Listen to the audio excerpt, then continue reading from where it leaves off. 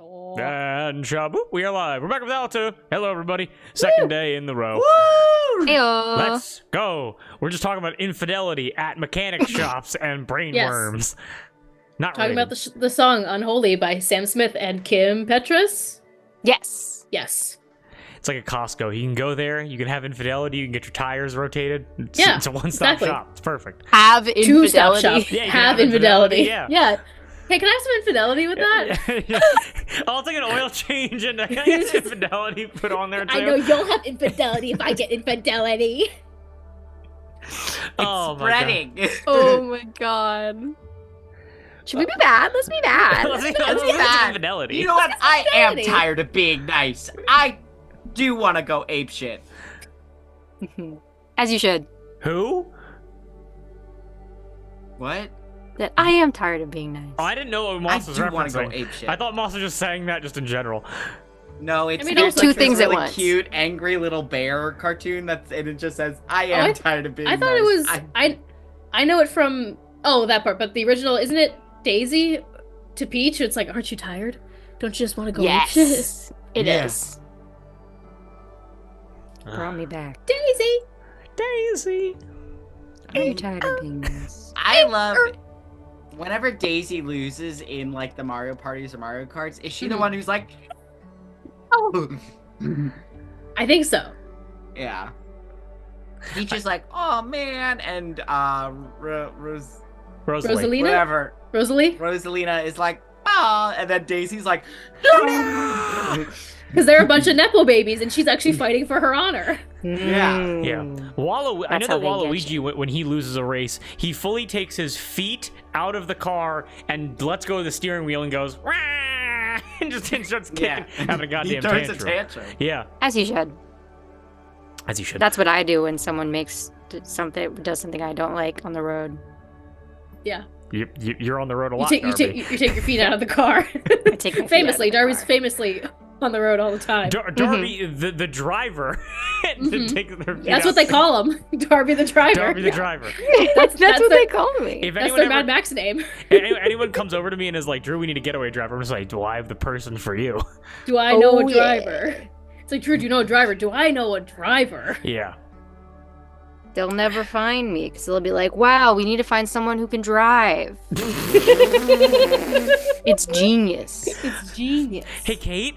Someone's stealing your car. It couldn't be Darby. Darby can't drive. Darby can't. No, Drew.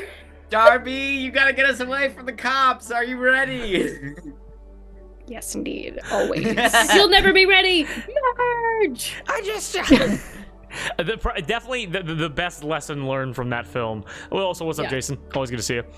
Jason! Jay, you did Jason, what? you Jason? killed me, Jason. You killed me, Jason.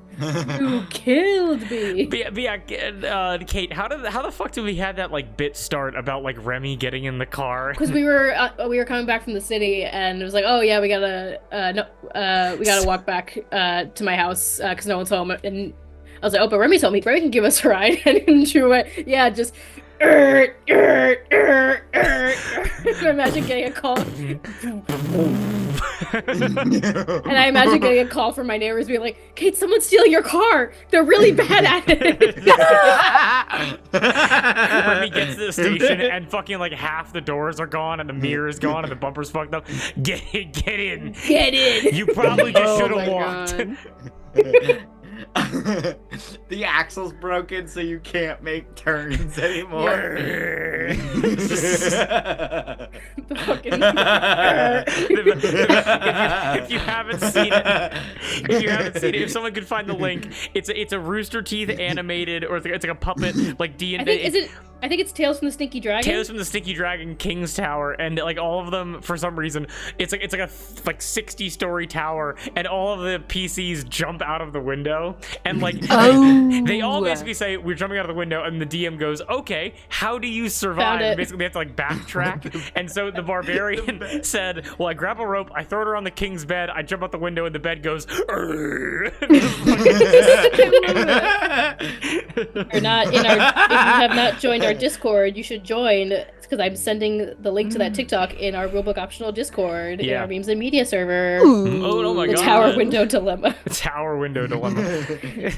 and the goblin jumps out, and the goblin jumps out. Goblin. Gobbler's knob. Gobbler's knob. The goblin jumps out, and the DM is like, okay, so like, how do you survive? And the goblin, who is hurtling towards the earth, goes, well, what am I seeing here? Like, the DM's gonna throw him a lifeline as if it's not just a hurtling rock and the ground approaching. Okay.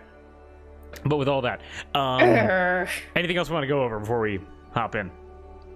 Happy Groundhog Day Eve. Happy Groundhog Day Eve. Hank Green, how many bones? Hank Green, Oh, I need to make that question for you. I gotta get on it. Hank Green, got a question for you. I What's got a heavier? question. Kilogram of steel or a kilogram of feathers? That's right, the kilogram of Steel's steel. heavier than... Because steel is heavier than feathers. I don't get it. But no, but they're both a kilogram. Steel is heavier than feathers. All right, and we're I playing don't get D&D. it. Yeah. Okay, so we want to play some D&D? Yeah. Yes. Yes, Yeah. yes, and yes. Then, as always, please join me for a deep and cleansing breath. Sound good? Yeah. Mm-hmm. Perfect. Please join me.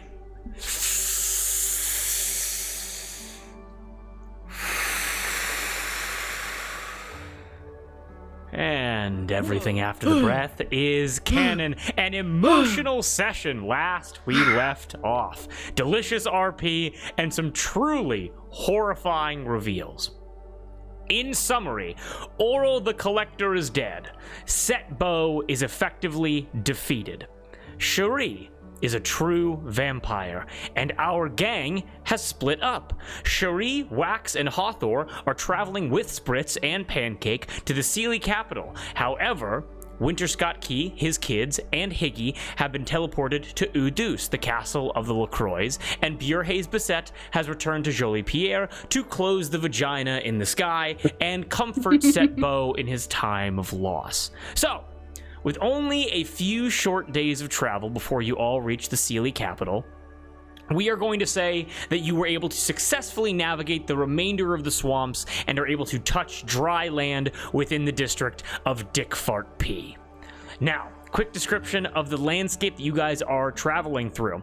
There is a pleasure in the simplicity of Dickfart P. The muggy, humid air, dirty water, and large insects are long behind you as you enter into a much more hospitable land.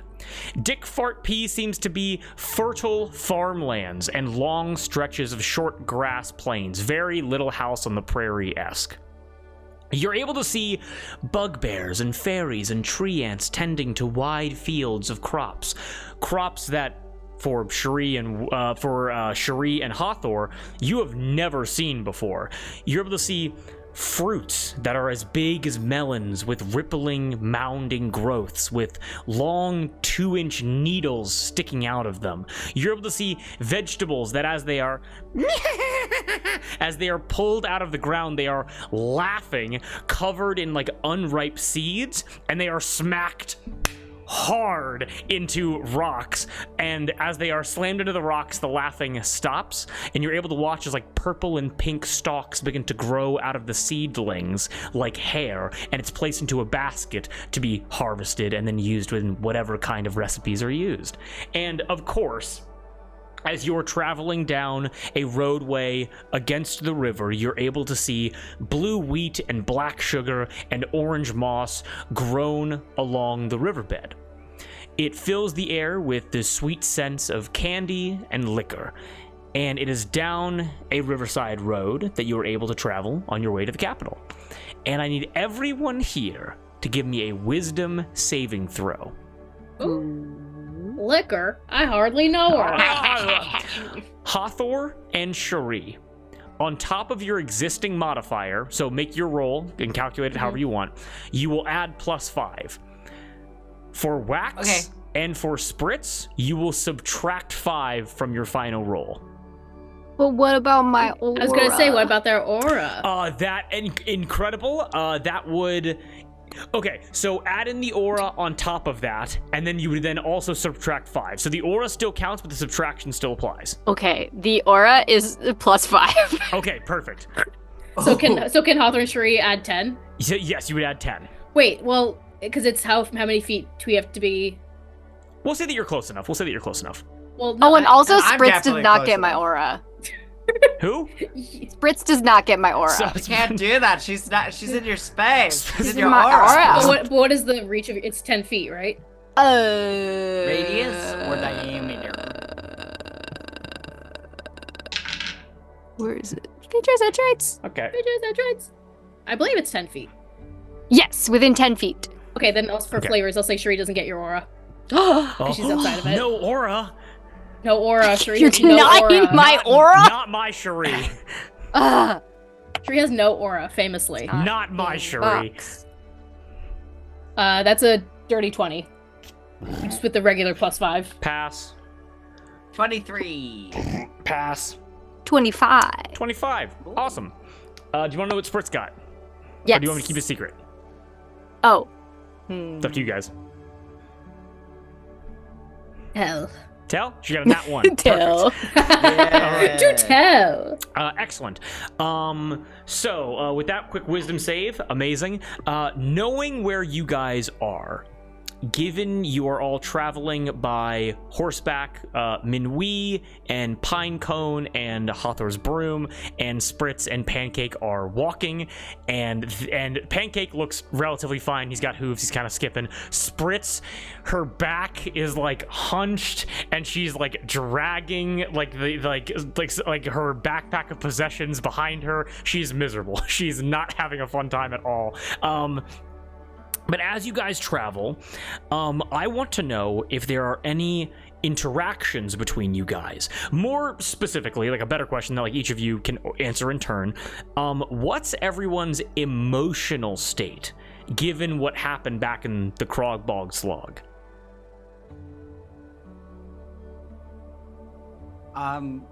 Hathor, every time we like set up for camp and stuff, and once everything's taken care of, Hathor will find a tree, sit down on it, and write furiously in her diary. Okay.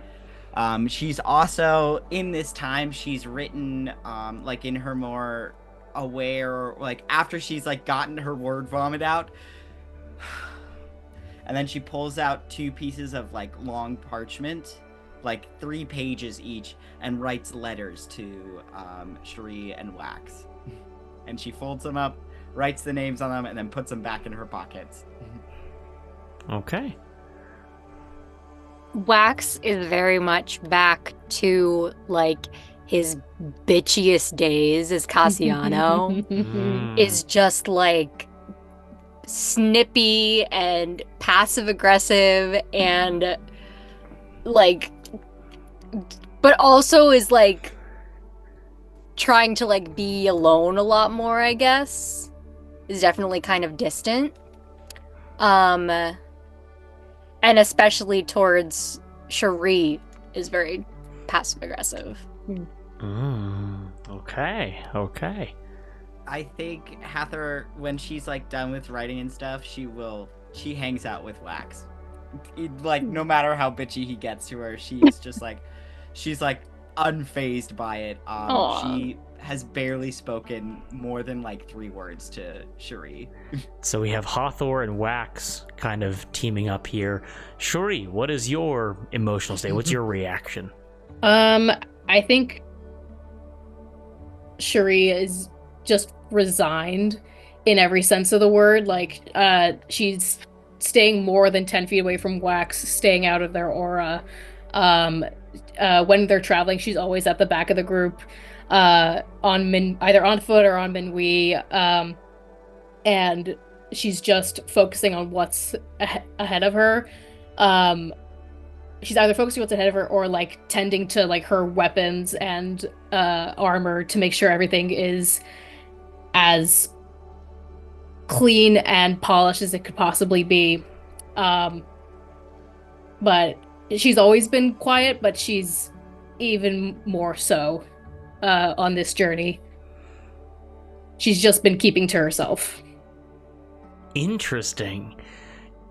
Traveling in this way, because it's only maybe 2-3 days by horseback to get to the capital, but it's odd having a travel like montage with this group and there not be conversation. You know what I mean? Like, it's a situation that we haven't had before. And so I guess, like, with tensions being high, with emotions being heated, are there any interactions with Spritz or Pancake during this time, if you guys kind of aren't interacting with each other that much? The answer can be no. That's fine. I think Hathor, when she's like more centered and like feeling more secure, she'll work a little bit on Spritz. She'll teach her about empathy and shit, you know? She'll start the process. Go ahead and okay, what role would Hathor make to try to teach someone about empathy? I think it's either insight or persuasion. Go ahead and roll. Gotta be. Yeah. Go ahead and roll whichever way you want. I give myself guidance. Okay, I'm going to roll a Constitution save for Spritz as she tries to resist your lessons. I'm going to give myself guidance because Hathor needs a win right now. Okay. That's 28. 28, she got a 13. Holy fuck. We're going to cut to you guys are making camp on the riverbed. And Spritz takes a giant black stalk of like sugarcane, takes out like a smaller like pocket knife, cuts it open, cracks it, and there's like pure sugar already inside. It makes no sense, like full like granulated sugar, and just begins to. Sure. So what were you saying? What were you saying before? And like you're sitting next to her, like just kind of like around her right now, feet in the water. I'm brewing us 2 cups of tea, and I'm brewing 4 cups of tea, 5 cups of tea. And I make, like, it's a long process, but like I'm making the first 2 cups for me and Spritz, as I'm sitting there, and I'm like, okay, so it's okay to feel uncomfortable, and I would argue that it's better to, like, why would you, it might be easier to pretend to be happy all the time, but if you pretend too much, you'll forget what it actually feels like. When is the last time you felt truly happy? I'm eating granulated sugar out of a naturally occurring plant. I'm pretty fucking happy right now. You are? You've been through a lot lately. You got almost drowned. You've had to confront somebody who gave you a great pain in your past life, and you're, days away from your closest family member? Like, I wouldn't be having an easy time if I were you right now. Well, if I have learned anything about Fae culture and how we interact with the world, it's that we focus on the now. And we focus on the here. When I was grabbed by that blood finger, I was very scared, but then when I was on the broom, I was very relieved. And now that I'm eating this sugar, I am very happy, even though for the last several days, I've been walking and I've been very sad. There's no need to think about the past, because if you're experiencing happy things, then you're happy. And would you like sugar in your tea? And the answer is yes, because tea without sugar is just water with leaves. I just want a little bit. Thank you, Spritz. Spritz in a moment of maturity. It's a full, like I'm talking like probably like 20 sugar cubes like just lined up in this, and she's very you see the look in her eye, she looks at you, looks at the tea, is tempted to put every single sugar cube into your tea, and she hands the stalk over to you and kind of curbs her worst impulse in the smallest way. Yeah. I'm not asking, and I'm not telling you that how you live your life is bad or wrong, Spritz. It's just from my perspective, and I'm also, informed by my culture's, values and stuff like that, and it's very different from here, but I don't know. I want everybody to be able to experience what real love is. And if I could give everybody a chance for that, I think that would be a good life lived. But that's of course what I want, you know. And what you want might be different, and you know, if we're stuck together, we might as well make it a good one, right? And I hand her cup of tea, and then I pour out the other 3, and I give one to Nope, his name's not Pancake. His name is Pancake, Yeah, yeah. it's like Pancake. I find Wax, and I track him down, and I give him his, like, preferred tea thing. And then I, with the final one, look to Cherie, and I go, okay. And I walk forward.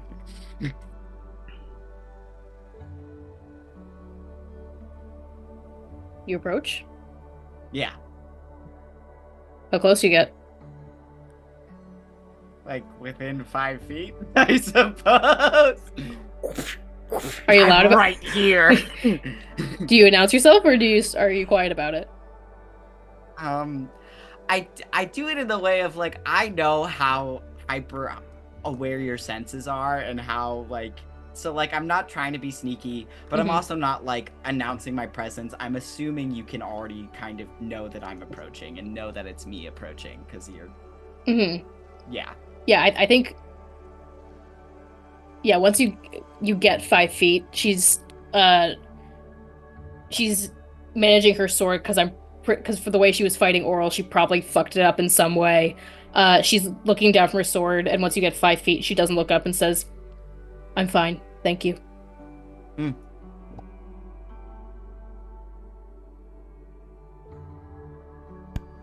Insight check. Sure. I'm gonna flip my coin. Fuck, that's even worse. 14. Oh fuck, I didn't. She was just talking about the tea. I know. I wanted to know if you actually Cherie didn't loves want tea. the tea or not. It's as strong a black tea as I could make it. I don't actually have coffee on me, but here you go. You can throw it out in the bushes. All I ask is you return the teacup when you're done. I need one thing to be very, very clear here. I'm not angry at you because you're a vampire. I'm angry at you. I'm angry at you because you are being cruel to someone I love. And I'm angry at you because you lied. And we don't have to talk about it. But I'm not angry at you for what you are. I'm angry at you for what you're doing. And there's a difference. I also put some honey in the tea, because I know you don't like pure sugar. I take my sword, and then with the tip of it, I push the teacup away towards Hathor.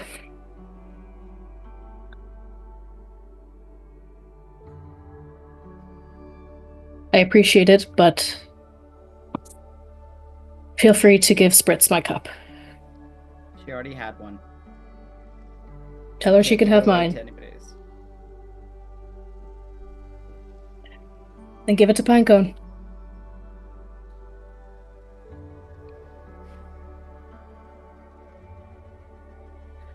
Can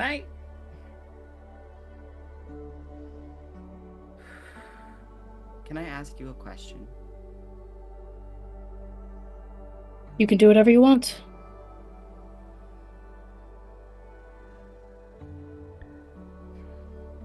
Kate, very quickly, could you turn your sensitivity down just a little bit? Yeah, sorry. You sound, it might be a me thing, you sound very loud on my end. I can push the mic away. Is that better? That is better, yes. Okay, sorry. No, you're all good.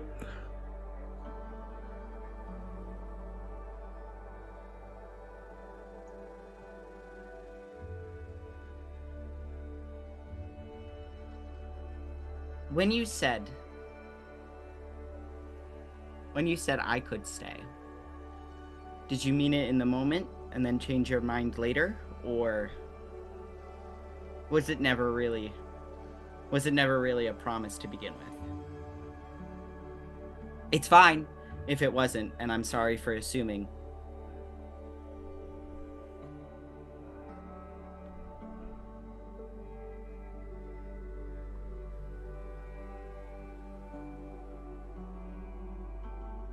I meant it. I meant it with the thought that you'd never learn who I really was. But I meant it.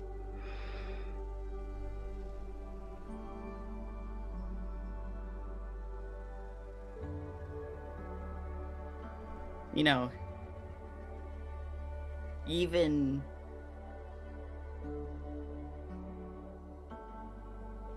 with all your parts you consider bad,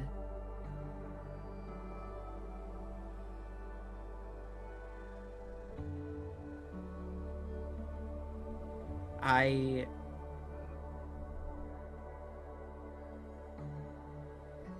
suppose we will see who will blink first in this. I've chosen to love you. Even with all the parts you consider unholy, I choose all of it. And I will continue to. I can't fix you or make you better. I can't do anything but choose. But I wouldn't bet against a priestess of Aphrodite. And I want you to know that should you ever decide that you want to fight for yourself rather than against yourself, I will always be here to give you a soft, warm landing. You only need to call my name, and I'll come flying. Drink the tea before it gets cold, and I turn around and I leave. Good night, Hathor. Good night, Cherie. Sleep well.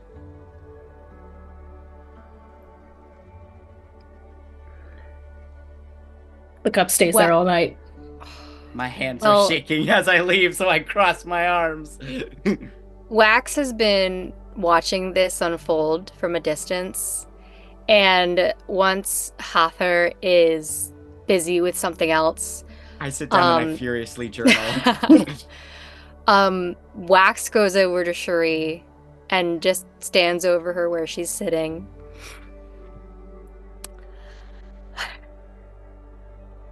You can treat yourself however you want.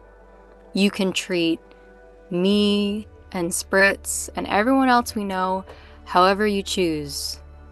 But right now, you are hurting Hathor, and I won't stand for that. We made a deal with each other once that we would look out for her. Drink the fucking tea, and I nudge it closer to you with my foot, and I walk away.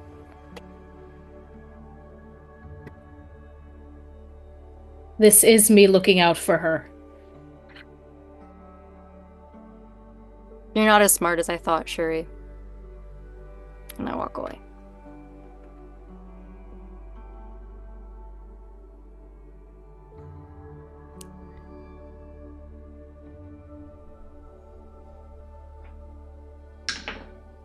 I give the tea to my horse. Do you guys remember that, like, it came out in, like, 2016, it was, like, a teaching consent through tea. If they don't want the tea, don't force them to drink it.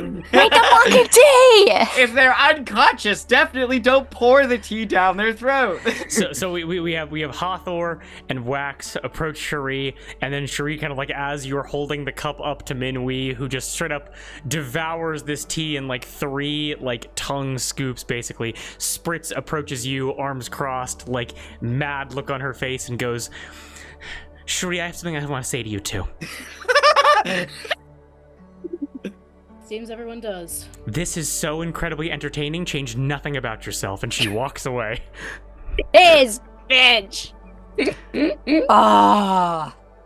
Listen, if Spritz likes your behavior, you gotta look inward, dude. Spritz, like merrily skips over, comes over to where Wax is, like probably like 20, like 30 yards away, and goes,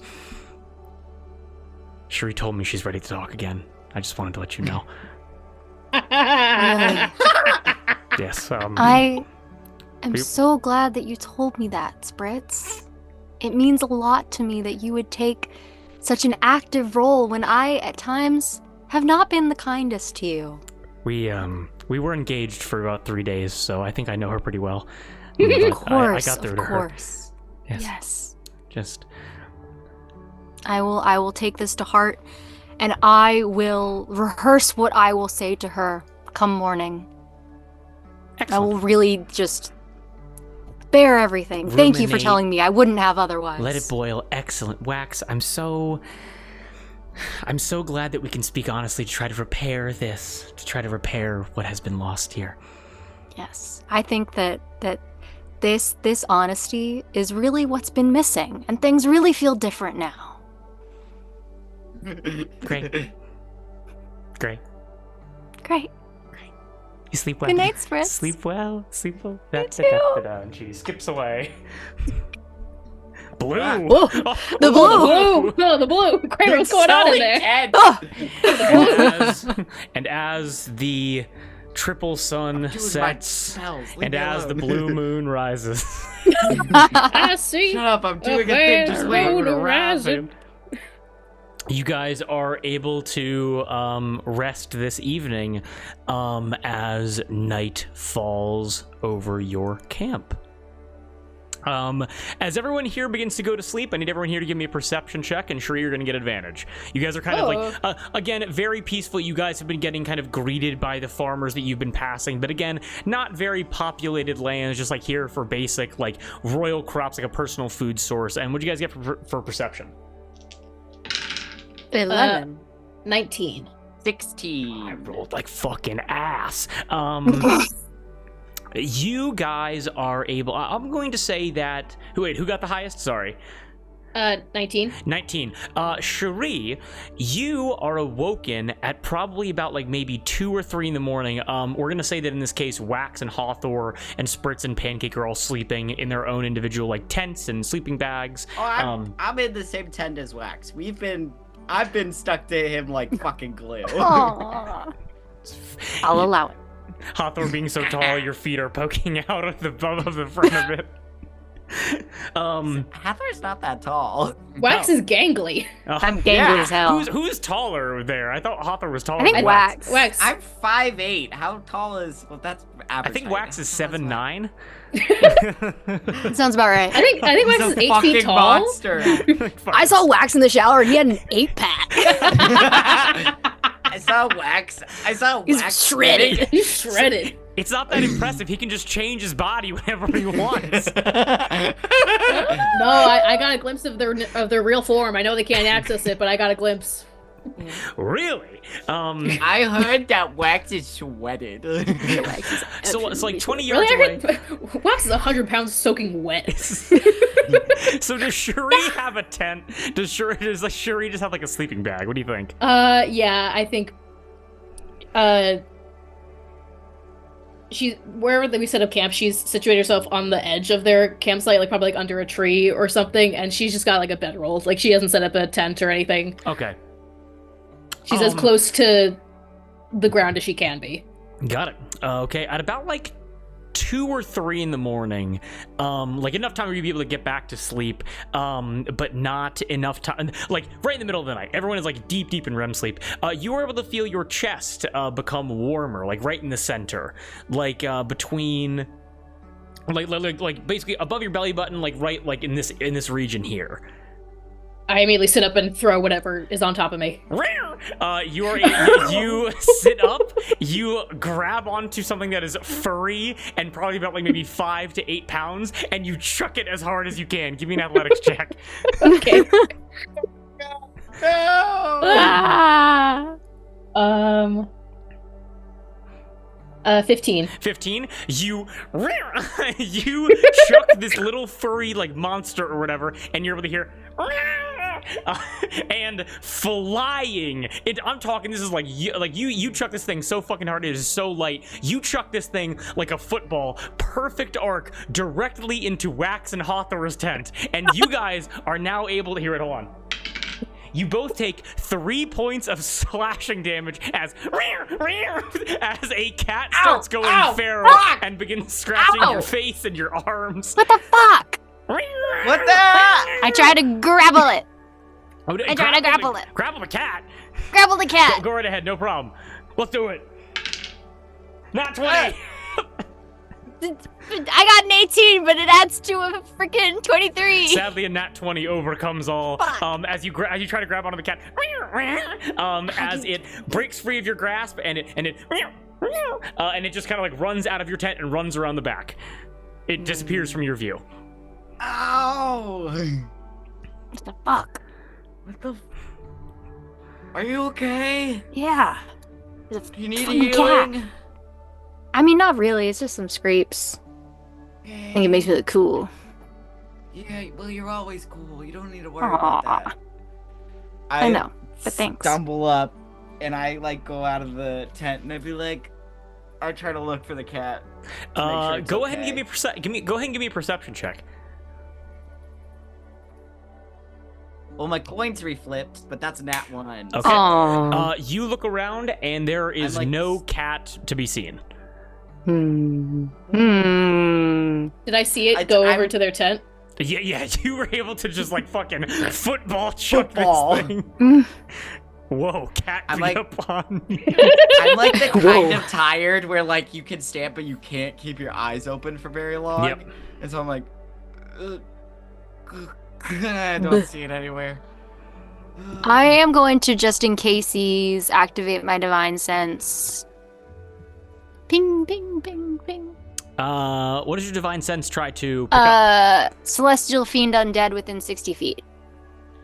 Nothing. I mean, you do get the undead ping from Cherie, but you do not get any ping like that within 60 feet. Then instead, I'm gonna stick my head out of the tent and go. Oh, yeah, and Hawthorne. My apologies. True. Yeah. And go. Psst, psst, psst, psst, psst, psst, psst.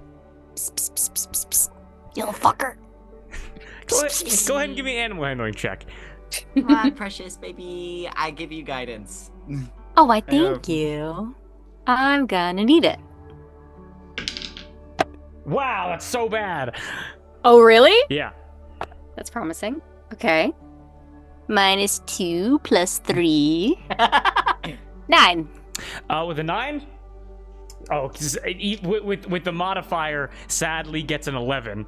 Hell. Can I try now? Can I go? Anyone here that wants to make an animal handling check to get the cat back, you can do that. Come here, baby. Come here, baby. Okay. This is persuasion. The kid's gonna nat 20. This is perfect. Fuck whatever I rolled. Doesn't matter. When I see it land, I go to get, but then as soon as I see Hawthorne come out of the tent, I like shrink back. But then just watch them try to call it. I just go, my fangs extend. I go. Wow. You as Wax and Hawthorne exit the tent and are going like, psst, psst, psst, psst, psst, here, kitty. Hi there, girly. Hey, girly. As Cherie, you were able to basically intimidate this animal of reappearing, and as you kind of like look around, you're able to hear, and you are able to look around. You look back, and you're able to see on Minwee's saddle, sitting just like a cat. Like kind of like front paws up, back paws down. You are able to see a cat. Let me describe what this cat looks like. Where? You're able to see it is an orange cat that has brown stripes on its back and a white underbelly. Fireball. Fireball. Who? Oh, warrior cats. Sorry, orange cat, white, brown. What? Orange cat. So orange cat, it has a white underbelly and it has brown stripes on its back. Okay. And then it's like. Oh, what's up? It's like the size of a house cat. Yeah, it's like 5 to 8 pounds. Mm-hmm. What were you gonna ask me to do? And because you were able to get the cat back, go ahead and give me a quick Arcana check. Ooh, Fey Fiend Undead? Yes, it is.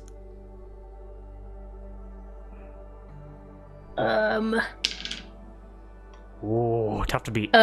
16.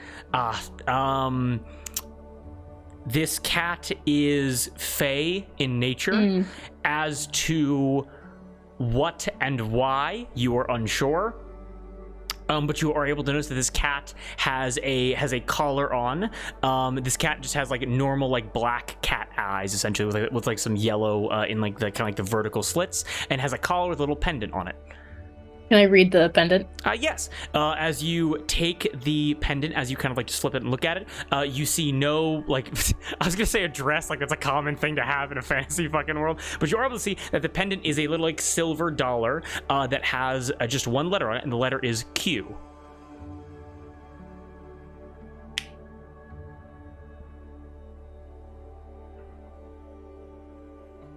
Like, narrow my eyes at the cat. It narrows back.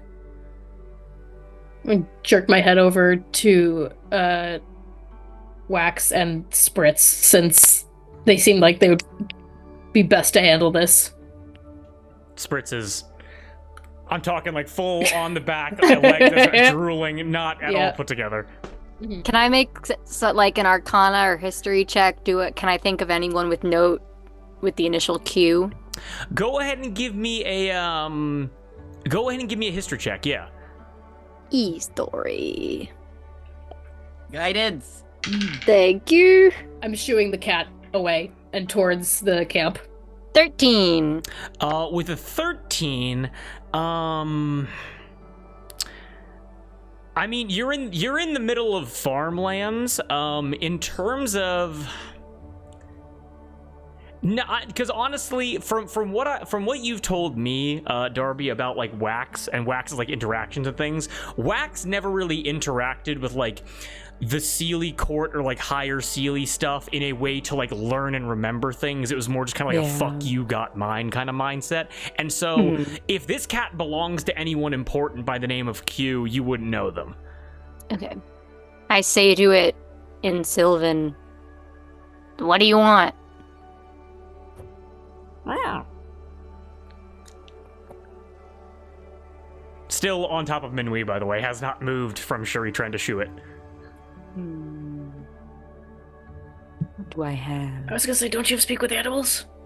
You're so fucking right! I can't speak with fucking animals!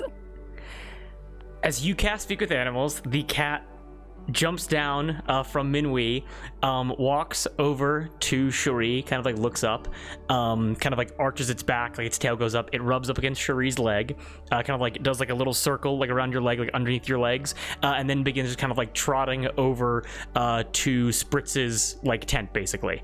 And like kind of on this walk, you're able to cast Speak with Animals, and what do you say? Hey, I asked, what do you want? You seem to have forgotten yourself, Wax. That is not exactly the way that we operate here.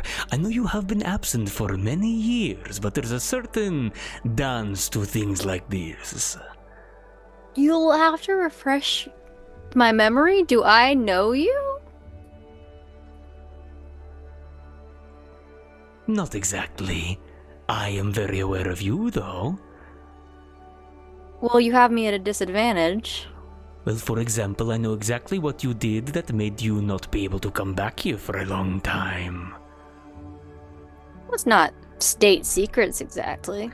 The cat kind of like trollops over and walks kind of like up Spritz's leg and curls up right on Spritz's like stomach, like head kind of perked up, kind of like in the like cat donut, if you know what I mean, and looks at you all. What's up? A loaf. Loafing it, straight loafing it. Looks up at you and goes, That is true. The news of your banishment was very popular news here. However, there is one question that you never asked or never cared enough to consider. You see, Sangori found out how Sweet Tooth and Spritz broke up, what caused those problems, but how did Sangaree know? How did Sangaree find out?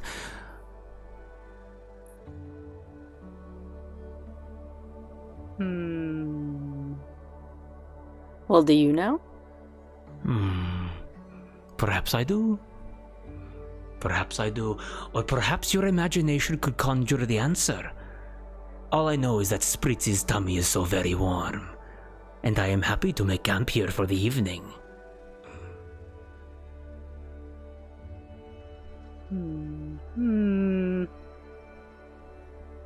Is there something that you want? A warm bowl of milk that'll make you spell things out for me? Because it's the middle of the night, dude. What kind of cat would I be if I said no to a warm bowl of milk? But as to what I want, I guess I just want to go to bed. And Does I just Spritz want... know? Ooh. Oh no, Spritz is still conked out fully. She sleeps hard. Does Spritz know you? Yes. So are we gonna wake up to her being like, oh my god, hi! Or her being like, what the fuck? What do you think? Perhaps. To both? Yes, it's possible. There's a lot of games. I'm being vague for a reason. There's a lot of games that are played I here in the know, Feywild. and it's really annoying. I know. Oh, it can be so frustrating. I apologize. Yeah. Well, I don't have any milk, so. You bastard. You betray me. I do. Heather, Should I not? he's kind of a dick. Okay, then no milk for you. Yeah. You did scratch the fuck out of my neck and face. I was so- thrown like scratched a my friend. football by the true vampire. Yeah, Did you startle her? I curled up on her chest. It was oddly cold. It was a new sensation, though. Yeah, I don't see Cherie taking kindly to that. Well, we live and we learn, don't we? I guess we do. God. Even the cats don't know about consent in this fucking place. I mean, they never do in any world, but... Yeah. Well, you give me a lot to think about.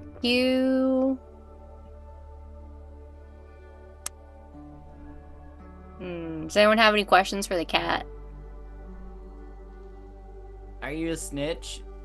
Are you a snitch?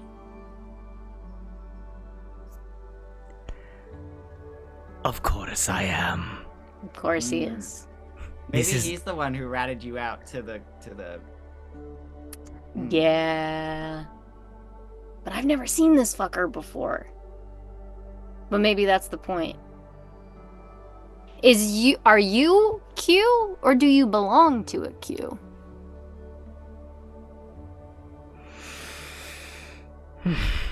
This was a wonderful conversation. I need everybody here to roll me a charisma saving throw. Ooh. Spritz and Pancake automatically fail because they are sleeping. The saving, Anyone who wants. the Oops, sorry. saving throw for this is going to be a DC 20 charisma save. Yo, everyone gets aura. Unless Cherie says no. We'll say Noah. Ugh. Ooh! I'm gonna flip my... Wait, no. With Charisma the save? aura- Yeah, charisma save. I got a dirty 20. Dirty 20? 31. I 31? got... Due to the aura. Holy fuck! Due to the I got aura. a 22 Wow! because of the aura. You guys are able to watch as you kind of like ask these questions like, who are you? What's going on here?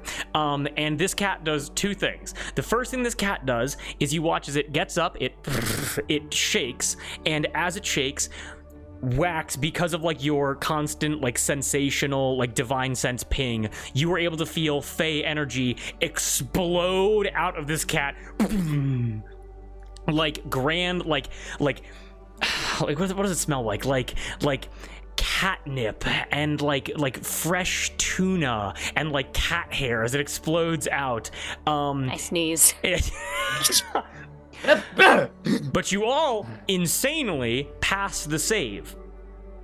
And I will reveal what the spell does because those rolls were so high. But the second thing that this cat does is as it blinks, like its vertical, like slit, like cat eyes, this cat and it goes completely invisible and disappears from Spritz's chest or Spritz's stomach. Circle of Truth is a spell that has been used many a time in this game. But you guys know me and I love homebrewing stuff. Whoa. This was a Circle of Absence that was supposed to make you forget that you ever met this cat. Oh. But as the night goes on, you all retain the memories. However, Spritz and Pancake both automatically fail because they were sleeping. Meaning that if they had any memories of this cat, they are now gone. Like At ever? all? Ever? Like ever. You get the sense that you guys just rubbed into a very powerful fey creature.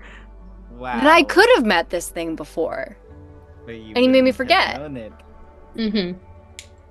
I bet that's what But so- happened. This But fucker. if Spritz had any memories in the past of this cat, now she doesn't. Yes. However, you Oh. also get the sense that this cat can reverse that. Like, it's not a permanent thing of like taking it away and just kind of like throwing the trash. It's more like it's just it's kind of like a modify memory spell, basically.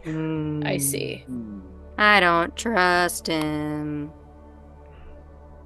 The cat's gone. I want to pull Wax aside really quick in the morning. Yeah. What's up? So, I've been kind of freaking out lately because I kind of realized that we're not on like the material plane anymore. And I don't know what that does for like the rules of engagement with certain collectors who are around me, and I pull out the letters, and it's not just there's one for Wax, there's one for Cherie, there's one for Galadriel, my father, and Mary, my mother, and then there's one for Higgy, and I just give you all 5 of them. I say if anything happens to me, or if anything, it's all written in there. I don't open it until, I mean, you can if you want, but it would really like fucking like it's like meant for a monumentous moment of like if I'm dead or something, and if you open it now, like you'll get to read all the stuff, but like also like you won't have a letter to open when I am dead, and so and so it's up to you. But I just things being the way they are with Cherie right now, I just I wanted to put them in the hands of somebody I trust, and I don't think I've said this enough, but I love you, Wax. I love you very much, and I'm really glad to have met you, and I'd be going fucking crazy right now if you weren't here, and I'm just so glad that you're here. So, yeah. Also, my soul is also definitely attached to you too now, and I'm very sorry for that. Wax looks at the letters and looks at you. Yeah. Looks at the letters and looks at you.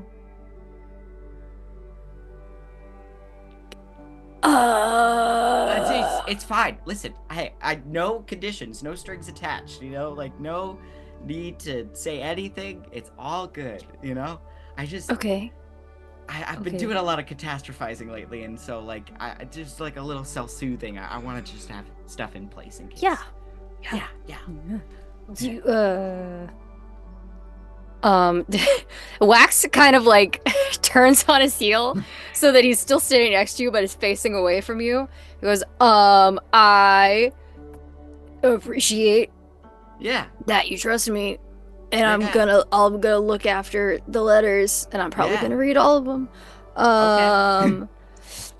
Yeah. Hey, if me saying I love you makes you uncomfortable, that's okay too. No. I just don't know what to do. Whatever you want. It's Thank no you. guidebook. Yeah, that works. Thank you. That's great. Okay. Yeah, I'm gonna go kick Spritz awake. Okay, that's awesome. Yeah. All right. I wave to your back and then go like, and then turn around and I leave. What the fuck?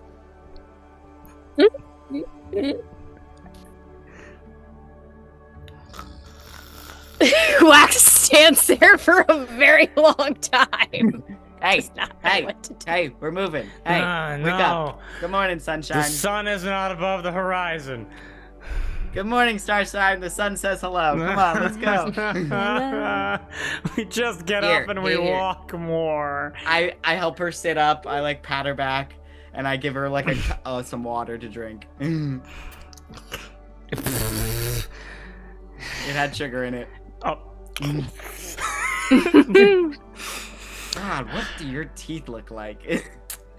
Beautiful, baby.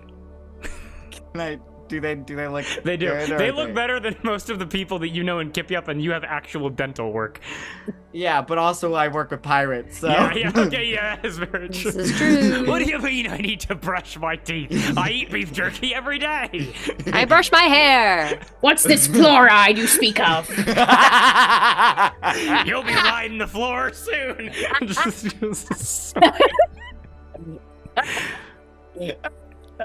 Oh my god. It's turning the frogs gay. I don't like it. Otto, stop this. Otto, stop spreading so much misinformation. Your teeth are falling out. That's the sign of a true pirate. Okay. Pancake, get up, and kind of like just punches Pancake, and Pancake goes, yeah, oh, I'm also in this episode. Pancake, yeah. Pancake starts packing up the tent and packing up the sleeping bags. Spritz gets up, gets herself dressed. Any other interactions before you guys hit the road and get to the gates of the capital? I take my teacup from Cherie. Oh. It's at the edge of the campsite furthest away from her. It's empty. Mm-hmm. In Wax's post-Hathor crisis, stands there for a while, kind of takes a step in Cherie's direction and stops.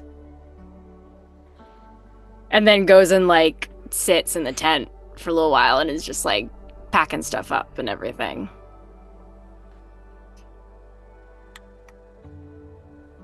That's all. Spritz very quickly approaches Wax. Unless there's anything else that you guys want to do. Yeah. Right. Oh. What? Right. About what? I just remembered the conversation that Spritz and I had. Approaches Wax and kind of just like kneels like at the base of the tent as you're kind of like packing stuff up, kind of like shuffles if you haven't already looked at her. Why, Spritz! Good morning. Good morning. I've had my cup of sugar water, so I'm ready to start the day. I wanted to ask, what bug has crawling up each and all of your asses?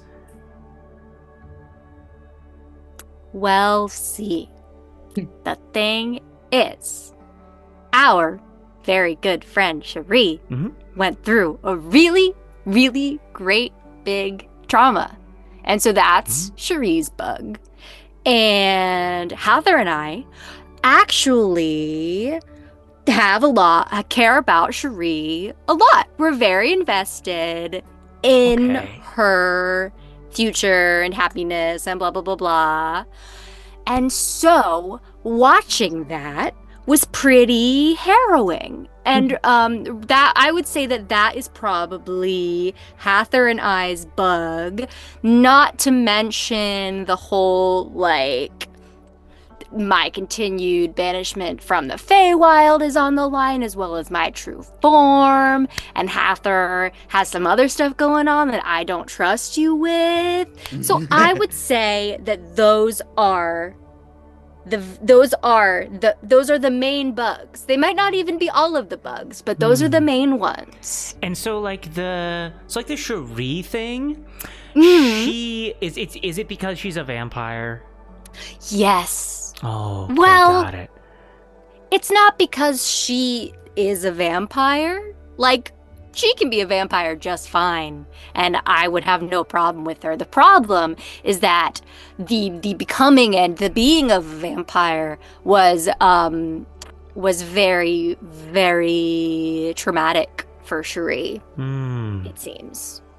And so when your companions learned that you were Fey Creature, did they react well to that? I mean, Hathor reacted quite well to that, but Hathor is kind of an outlier just Yes, she is. in everything. The Cherie, collective nod.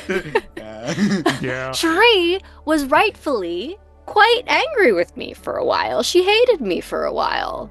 And I will say too that all of them finding out about that was also in the midst of a lot of trauma that we had going on. And so we might have a constipation of bugs, to be totally honest with you. Sure, I was about Horrible. wow, was not about to call you any of the right names. That fits though. Spritz, I remembered your name. Thank you. So it sounds like Cherie was mad at you because you hid something from her, and now you're mad at Cherie because she hid something from you. Well, see, Spritz, I will give it to you. That is the very logical leap to make. I'm not going to dock you points for that. Okay. But I don't mind so much that Cherie hid something from me. Like, I tell lies all the time. We know this. Yeah, you do. I was gonna bring that up. But the thing is, I said a lot of really nice things to Cherie, and I really wanted to help, and Cherie is not accepting my help. And that is... It's making me kind of mad. I don't know what to do with that. I don't know what to do, because she forgave me. She gave me help, and it was great. It was a great experience. So Spritz, wait, actually, okay, since you're asking, I want your opinion. I want your She opinion, gets Spritz. sad. She is locked into this right now. I want your opinion, Spritz. You are so clearly uncomfortable, and she is loving it. And she also still has Hathor's teacup, by the way. God, I take it from her. No, I was gonna teach her a lesson. No, it's mine. Fine. It's also just full of granulated sugar. That's not bad. Okay. I pop in real quick, I give you your tea, and then I leave. See, the thing is, Spritz, you were there. You were there. Were you listening?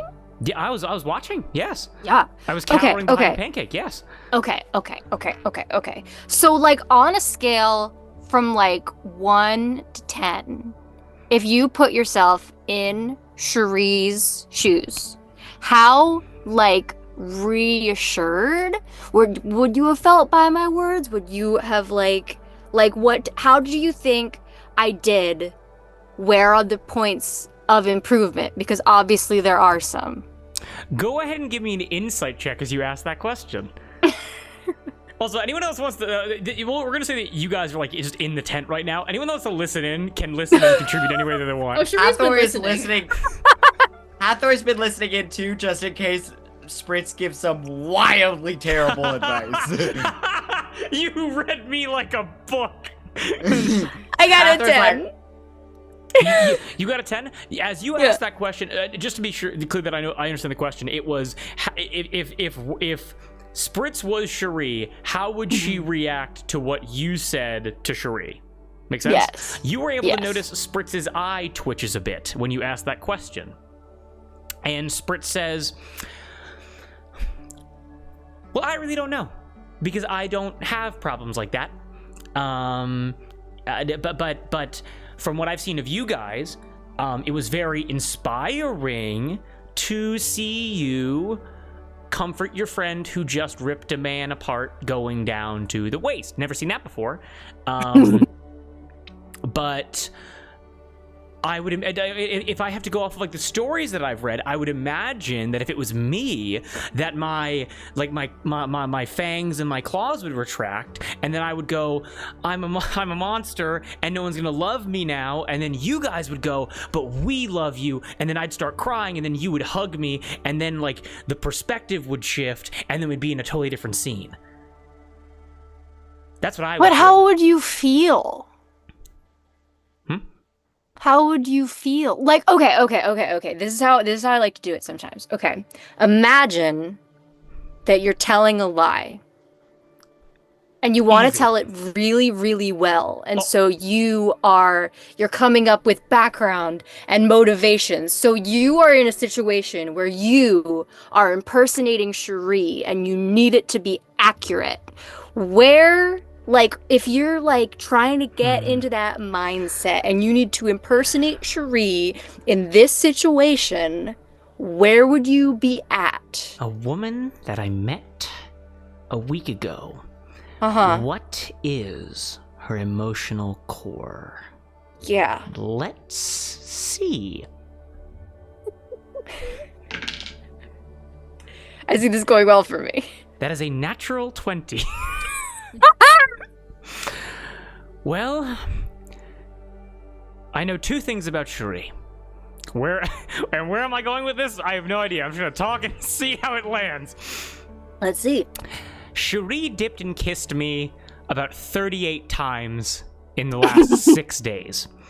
Every time that I wanted to speak, and every time that I wanted to lay another curse onto you, every time I wanted to like say something that was mean about your friends, she would dip and she would kiss me, like very passionately. My lips got very chapped. And I think if I had to extrapolate her entire personality from just those 38 instances, I would say that it's because Cherie is like in the storybooks, if I didn't lose all of mine when the boat sank, I would be able to read you a couple right now. Cherie is the paladin. Cherie is the noble knight as well as the princess. And so I think that in Cherie, if I had to put myself, let's say that I'm her now, my reaction would be, oh, I am too powerful, and I am a monster. And if I'm able to do this to a man who I hate, if I'm uncontrolled, then what if I hurt the people that I love if I'm uncontrolled for even a second? And so I think that Cherie is trying, because again, she is the knight and she is the princess. She needs to keep herself protected, but she also needs to protect you guys. And so she's putting herself in her own tower, but pulling up her hair, and she is taking her knights and putting them around the tower to make sure that no other knights can come get her. Am I making sense? Yes, and that's the most confusing part. Ather's face outside the tent is just like... In Wax's head, he's like, okay, if this is what Spritz thinks, then it can't be true. Because Spritz is awful. And looks at Spritz and says, this was an incredibly valuable conversation. You've given me a lot to think about, and I appreciate that.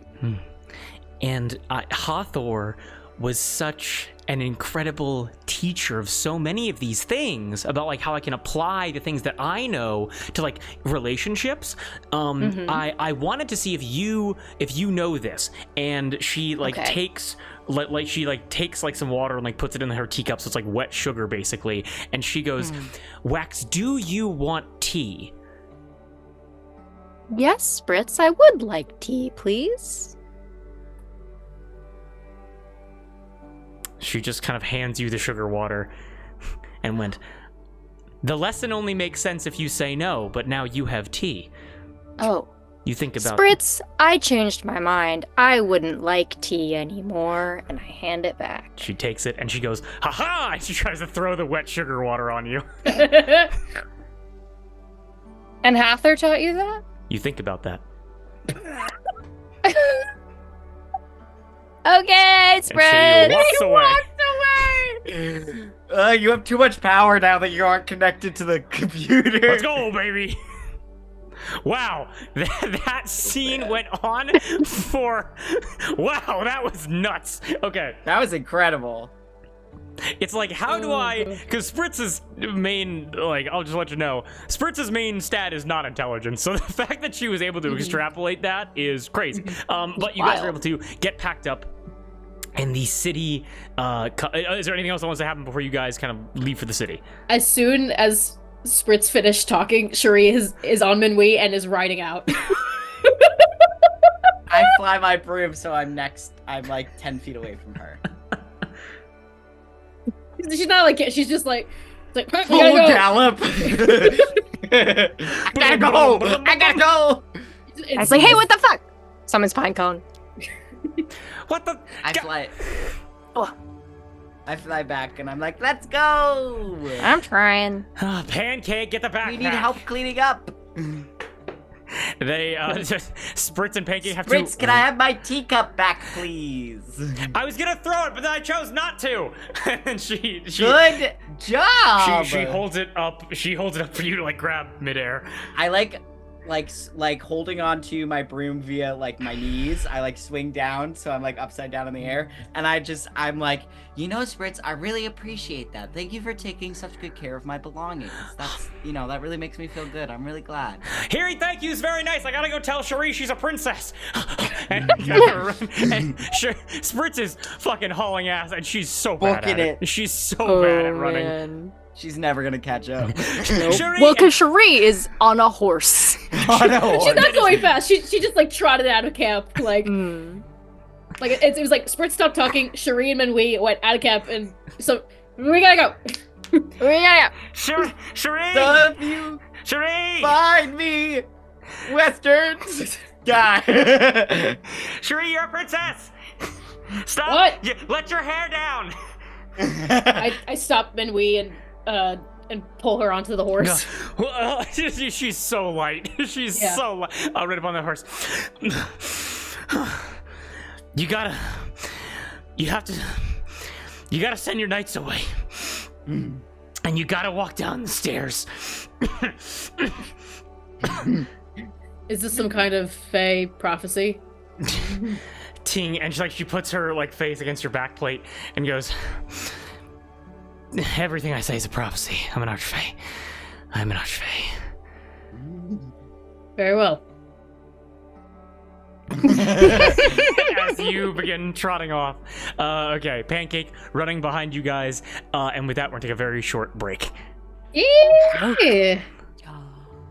Okay? I don't want to take a break. I want to keep playing. We having fun so far? Yes. Yes. Okay. If I'm talking too much of Spritz, please let me know. No, I love her. I love to hear her. Oh, God. Yeah, I kind of like, honestly, I kind of love the love-hate relationship that Wax, like... I'm gonna be honest, you guys fighting has basically changed Spritz's perception of you, because she now, like, she wants to be around you guys because she feeds off of drama. She feeds off of it. She loves it. You guys are the most entertaining thing that she's ever seen in probably her entire life. Oh, man.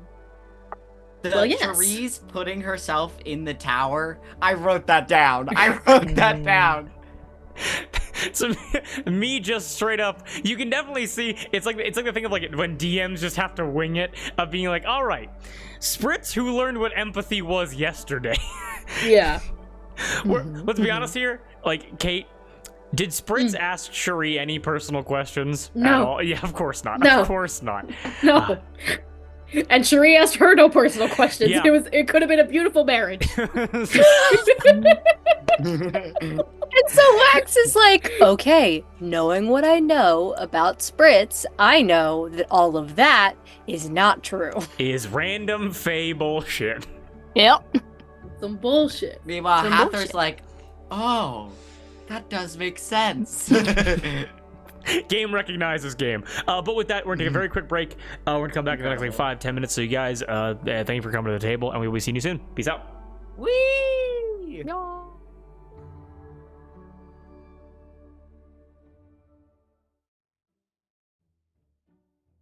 There's a hive mind. They don't know Qualnar's a hive mind, and we are back. Okay. Qualnar. Qualnar. Crimsley. Crimsley. Grimsley. Rome. Bungalore. So to anyone that doesn't know, I had this bit that I did for years. Because I'm really bad at names. I'm horrible at remembering names. And so whenever Kate when we'd be hanging out or whatever, and she'd be like, "Oh, what was the name of our server the other night? He was such a nice guy." My immediate reaction would go, I don't know, I think it was Qualnar, Cromslore, Bringsley. And she's like, "No, I don't think." I don't think so. In this century, I don't think. In any century. In any century, Qualnar could be a name. Hey, save it for, I don't know. The future. Yeah. Qualnar's gonna be the most popular baby name in the 3000s. Call guys, it now. I'm gonna go to the sperm bank and I'm gonna say, if you use my sperm. Contractually. Yeah, the contract you fill out at the sperm bank. Sir, this is a Wendy's. Stop. Go, sir. Okay. I'm so sorry to say we had to throw it away. Nobody wanted it. Nobody wanted that name. Nobody wanted to name their kid Qualnar. I'm on my deathbed being like, Drew, what's your greatest regret in life? Where can you pull up the most popular names of the last 20 years? Where's Qualnar on the list? Qualnar's not on the list. Exactly. No, look, Grandpa, Qualnar's at the top. It's fine. Oh, fuck, okay. All right, so with all of that, you guys are riding east along the riverbed road, and you're able to see it. Right, the music is really quiet. It's because it's about to end. I'm so excited. You're able to see it. The tall gates of the city on the hill that is the Seelie Capitol. It's roughly the size of Castle Untitled that you guys have seen before, that you guys kind of rode through during the Harvest Day Festival. But you come to these large city gates that just plain wood, black iron, very traditional. Although there are different colored braziers lit along bastions to just protect the walls of the Capitol. And you guys are able to notice maybe 10 stories above you, again, these enormous city walls, you're able to see, and you're able to see a small little gnome, kinda. He has a very long white mustache, very long curled beard. He has wrinkly, kind of squinty kind of skin, and he has a big red cap on. And Wax, you would know these well. Hawthor from Stories, Cherie from Research. This is a red cap. These are very old fantasy looking gnomes that are in service to Archfey in whatever positions they are needed. They usually serve Greater Fey. And he goes, "Who's there? Who are you? Why are you here?" I point to Spritz. Oh! Open the gates! Spritz is back! And you're able to see he takes a large spear. It's maybe 6 feet long. It's huge in his. He's only maybe 2.5 feet tall. He walks over and he stabs the gate several times. And you guys are able to watch as the gate goes. As the gate is a sentient being that opens up as 2 eyes kind of appear in the iron as the gate kind of and opens up and lets you guys into the city. Do they have to stab you for you to open, or what? Could they just ask nicely? That's just the noise. That's just the noise that he makes. He's not upset. We don't know if he can feel pain. We just woke him up. Have you never talked to him? No, when he sleeps, he closes, and when he's awake, he opens. So you stab him to wake him up? It's kind of oh my god, it's kind of like spurs with horses. You know? Do you see the face he's making? That's just the noise he makes. Have you ever heard of those birds that that sound like they're like foxes. Have you ever heard like a fox? Oh yeah, call? there's foxes, the vixens that sound like women's screams. Yeah, Exactly. Yeah, it's like that. it's apparently what the sound they make during mating. Yeah. Just sounds like me and my wife. What's your name? My name's Wazik. Wazik? My Nice name's- to meet you. I'm Wazik, the Red Cap Captain. You Hi, can call me- Wazik. Hi. You could- Who's down there? Nobody. Okay. We're going through now. Bye. Bye. Goodbye. And you guys, the gate begins to close because he goes, and the gate begins to close as this door goes back to sleep. While in the midst of this exchange, before we go in, Cherie will lean down to Minwee, pat her neck, and just say, "It'll only be for a moment. Please trust me." And she'll give the reins to Spritz, hop off Minwee, and stand in the middle of our traveling party. And she'll throw a pair of manacles onto her wrists to look like a prisoner. Spritz goes, God, I feel so powerful. I feel like I could go 1,000 miles an hour. That is a very smart idea. That is a very smart thing that you just did. Now, it isn't wholly iron, I'd imagine. Are you asking a Spritz or the DM? This is Spritz. Oh, Sorry. That isn't wholly iron, I'd imagine. There we go. That's easier. Now I know. no, these are standard metal. I can break out of these, but I won't. Okay, got it. Because I think everyone in the city is going to immediately sense that you are unseelie in a way.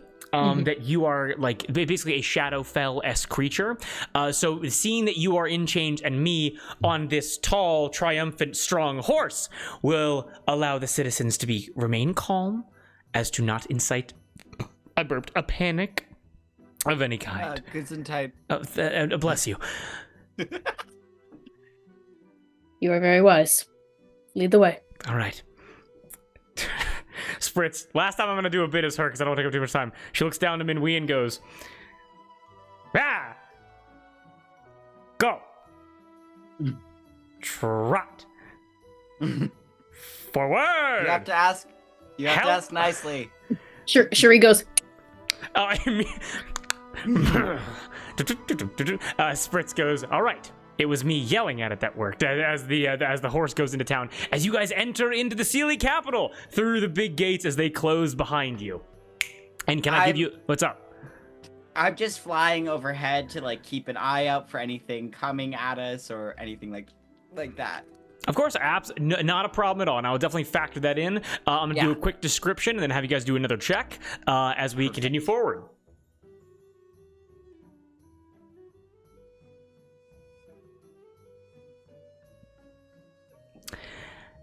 As the gates open, as you step through, it's the magnificent colors that strike you first, followed by the overlaid infrastructure. Allatour is a very traditional place, in the sense that the castles and towns that you have seen, while all being unique, were very grounded in reality. That made, like... a reality that made sense and lacked the fantastical flair of other places in Titanum. The Seelie Capitol does not have these restrictions. This city is not separated into like lower income sections that then lead into market districts that then lead to the central castle. Rather, just like their ideas about possession and ownership, this Fey city is in a constant state of flow. The skyline will rise and fall like unruly tides, with smaller buildings connecting to grand, fantastical towers, connecting to bathhouses, connecting to markets, connecting to inns. It all flows together. And because it all flows together, as you look up and around, you're able to notice staircases and walkways and gondolas above you, all webbing together to create an interconnected, beating heart of Fey infrastructure. You see jugglers and sword swallowers and acrobats performing in front of grand, opulent fountains as fairies slip into pockets to reallocate funds or possessions. You see centaurs and foxfolk playing in alleyways before being chastised by lawful hags running potion shops. Finally, you all take notice of this, but Wax, especially you all see a small leprechaun, standard, like, top hat, green suit, walk past all of you, avoiding Cherie, kind of like avoiding this pod, kind of sensing this unseelie nature. And just as quickly as you see this leprechaun kind of pass you by, as you all kind of turn your heads to see what he was about, you are able to look back and see Cherie out of chains walking away from you. Changelings are all around you, and they change their appearance as quickly as you blink. Welcome home, Wax. Is that wrong? Nope. Okay, got it. But how would one find their way in a city constructed in such madness? Street signs and directions are useless when trying to apply it to this nonsense. Well, as Darby has described before, that's what the roads are for. The stone roads you walk upon are not basic gray or black chunks of rock. Rather, they are enormous mounds of colorful ore, crystals, and gemstones. At first, the colors are overwhelming, but soon you understand what this rainbow of color represents. Blue seems to indicate pathways to bathhouses or fountains or places of water. Green leads you to plant stores or potion shops. Red takes you to weaponries or armor stores. Brown leads to taverns and inns. The roads of this city are themselves the directions, and by following any one strand of color on the roads, it will take you to the genre of place that you are looking for. However, there are two colors that are always seen together, kind of one after another. And they do not lead to any of the businesses or gathering places as you enter into the city. Instead, they cut in a straight line going uphill to the heart of the Seelie Capitol. And these colors are pink and white. Wax, you would know this well. The colors of Sangaree. Her colors will lead you into the heart of the Seelie Capitol, into the Seelie Castle, and to the Seelie Court as a result of following them. And as you guys are traveling deeper into the city, Hathor, I want you to give me a perception check because you are flying around keeping an eye out. Okay.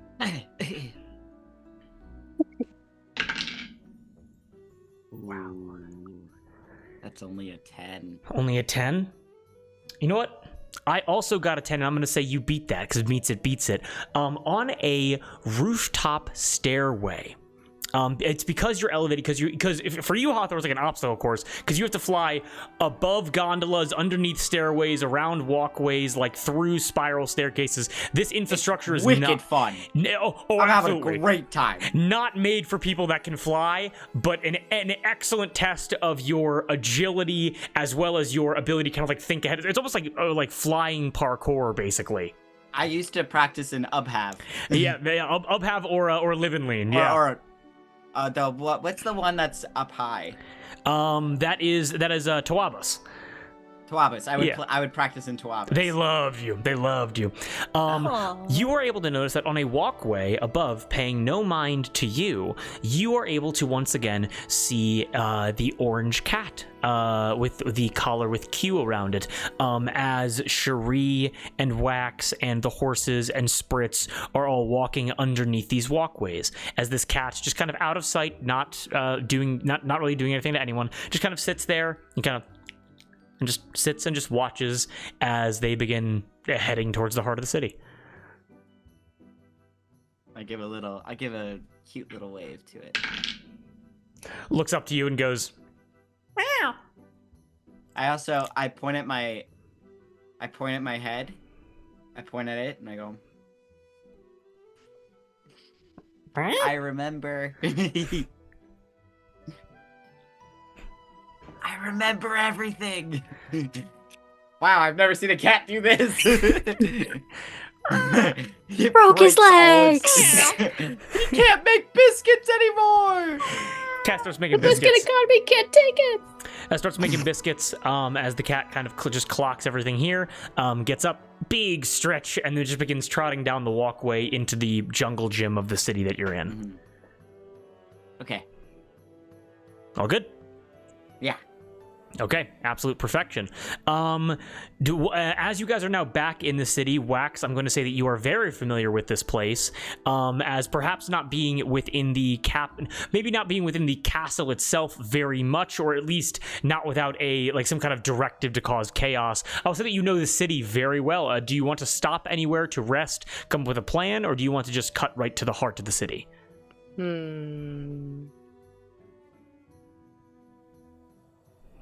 Wax wants to go one place. It is a stand that sells ridiculous cotton candy in all sorts of like different colors and shapes and flavors. Like you can get omelet flavored cotton candy. You can get... Is there a possum flavor? Funnily enough, there is no possum flavor. Thank Fae are God. all allergic to possum. Thank God.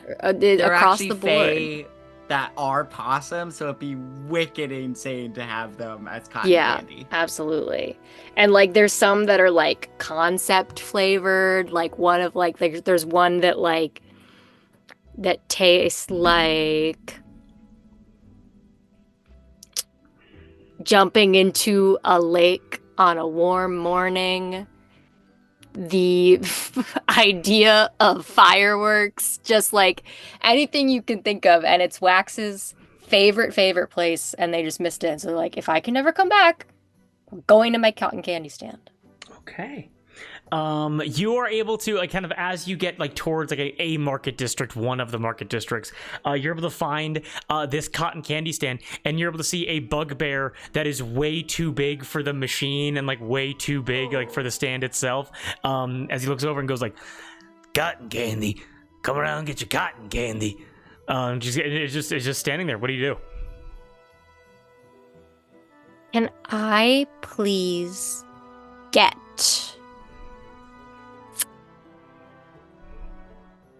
the taste of what daffodils look like with a side of purple?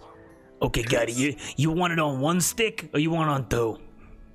One stick. Okay, no problem. So I'll kind of like do the So you want sorry, that was very obscure. So you want like the taste of what daffodils look like. Yes. As well as something with purple. I'll do the purple on the top. Yeah, a side of purple. A side of purple. I'll do that on the top. No problem. Also, Amazing. hey, what's going on, Spritz? Been a long time. And Ken like looks over to Spritz, and Spritz goes, "Oh, Bits. I didn't expect to see you here. How are you?" As Pancake kind of like turns his nose up to this cotton candy stand guy, as Bits looks to Spritz and goes, Hey, no, it's going well. It was better working with you, but you know it's the way that goes. and starts making your yellow and purple cotton candy, and goes, Can I look at Spritz and be like, kind of like leans over to Hathor and goes, okay, so it's customary that every 3 years, 3 months, 3 days, and 3 hours that we have a change of the Royal Guard. And my assignment, my change came right before my assignment to become Warden of the Flowers. And so in order to decide who would be best to defend me, I had a contest. And what is the contest that would be best to determine who would be best to defend me? somebody who makes great cotton candy? Of course, and a rap battle. And Pancake here was able to beat Burke in a rap battle, and so he became my new personal guard. Oh. But, so, wait, so there's no weird workplace dynamic anymore, so you could just visit this stall whenever you wanted to. Yes, but my mother thought it was very important that I become the full-time warden of the flowers, and so sent me over to Rex's Rectangle Tangle to set me up within a royal log cabin to oversee the leshies. How did that make you feel? I Burke, I will take the flavor of a warm and loving embrace dipped within the flavor of drinking to the point of having a satisfying buzz. As Burke goes, it's coming right up. And he starts making that. I don't know. I'm just getting feelers. It's fine. You just seemed happy. For the Yeah. Yeah, no, what's up? Well, I turned to Spritz and I say, I've never really seen you speak to somebody so kindly before, so. Well, he served me well. Burke here was an exceptional warrior for his tour of 3. He did absolutely well. He defended me from any number of boring political theaters. He also did very well in the battles that would take place. It's kind of like the ceremonial kind of like proving rituals. It all worked very well, but the guard must change as it does. Thank you, Burke. Mwah. Very just gentle kiss to his long bugbear fur. Kisses him. Cool. Nice. Okay, any other cotton candy?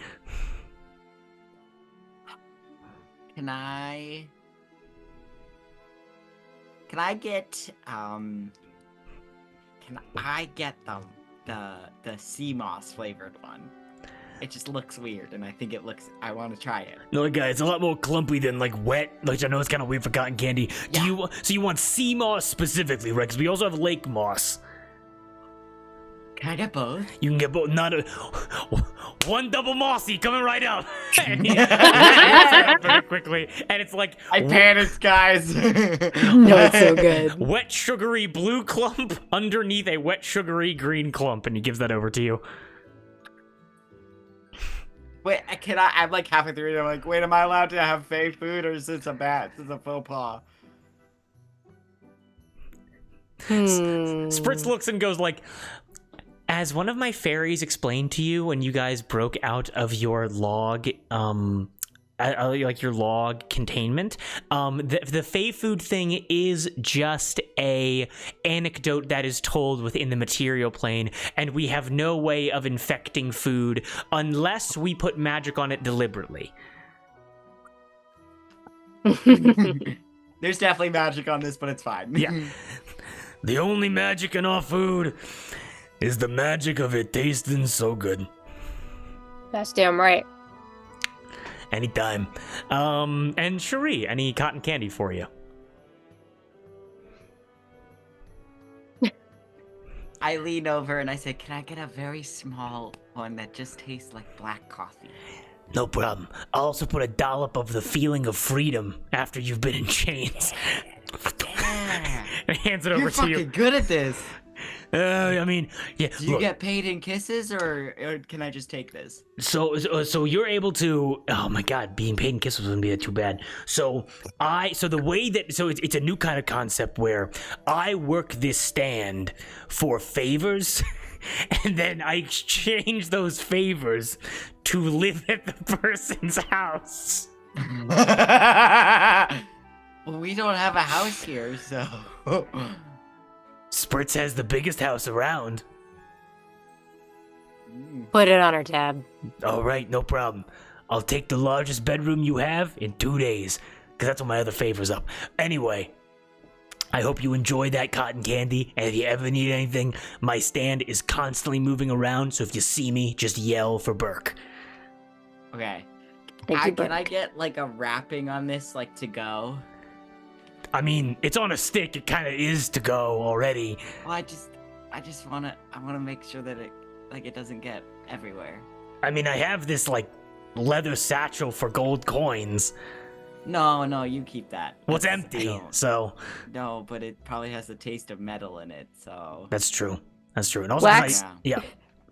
Wax turns to you with purple and yellow all over his face and goes, "Getting it everywhere is part of it." You know what? You're right. I eat up mine. I'm green and blue. And then I turn to Cherie and I say, I pull it off the stick into my hand and I go, open your mouth. Open your mouth. Spritz You blushes. deserve good things. Open your fucking mouth.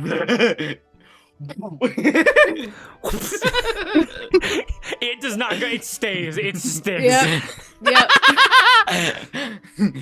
Ooh, is it bad that I like this? Spritz goes, Hathor, the tea. No. You're so right. Hey, we're all fallible. We can keep it for later. You take it off her cheek, and I put it in a little baggie. And I like clean off her cheek, and I say, "You can have it later when you want." I'm sorry. Give it to the animals. I don't. Can animals have coffee? Can animals have caffeine? Oh, what? My fucking cotton candy's not good enough for you? No, she's gonna say that she's not good enough for it. You can still eat. It's on a stick. You can eat it with one hand. You don't need your hands to be separated. Oh, vampire! Ah! Burke runs. He straight up, he goes inside his cart, picks it up, runs upstairs, and disappears into the city. God damn it!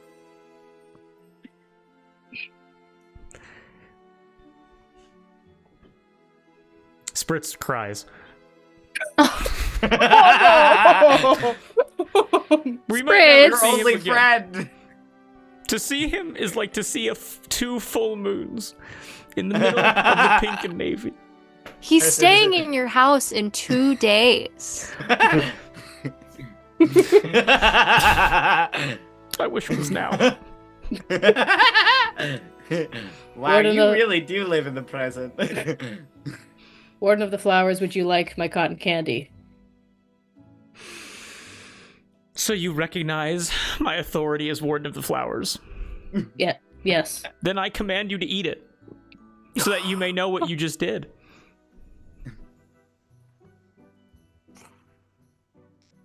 Well, it's in a satchel, and my hands are bound. I hold it on the stick out for you. Warden of the Flowers commanded it, Cherie. My mother can wait. I could do this all day. Warden of the Flowers, I lied. I do not respect your authority, given I am your prisoner. Fuck you, dog! Fuck you! Pancake can have my cotton candy.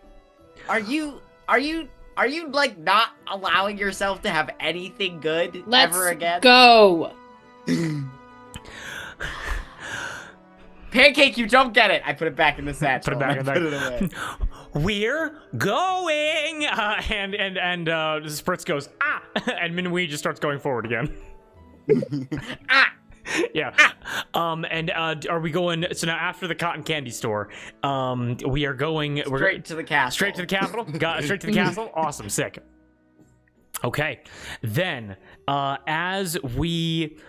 You guys follow the pink and white road, and you begin to go just ever so gradually uphill as you begin to approach. Now this, again, in terms of like Fey cities run by Fey creatures, very overlapping architecture. The castle itself, beautiful and impossible and meticulously crafted. In sense of like, a lot of these Fey creatures value freedom and kind of like the freedom to kind of express themselves even in their buildings and their dwellings. This was the freedom to craft something beautiful and permanent. It's very similar to the main castle in Aladdin with like how impossible the architecture is, like golden wide bulbs on top of huge white towers, like bastions and like linking guard posts. And like impossible architecture. Impossible architecture, yes. Like very much like you would know this is a castle, but it's like if you asked someone who was on an acid trip to draw you a castle. Like, you know what I mean? Yes. Yeah, you know all those all those Yeah. All our friends who love acid. Yeah. all those drugged out architects. Yeah. Oh, yeah. As you guys begin to approach the main gates. As you approach the main gates, again, golden and inlaid with gemstones and diamonds, just everything here is so valuable and so shiny, and honestly, at least compared to what you guys have seen, kind of tacky, kind of like overdoing it a bit. Oh my god, I'm burping again. Sorry. That sounded like it hurt. It always does. Oh, it shouldn't. All right. The main gates open up as Spritz kind of like takes up her position in front of all of you guys, and by just waving her hands, the castle almost like responds to her as either guards open doors, or the doors open themselves, or the doors open guards, as you guys go deeper and deeper into the castle. Okay? Mm-hmm. Yes. All right. Let me see. I actually don't have castle music pulled up. And so there is no plan. You guys are just rocking straight up. Yep. We have a concept of a plan. I have concepts of a plan. Concepts of a plan. That is way too holy. Hold on, let me find some music here.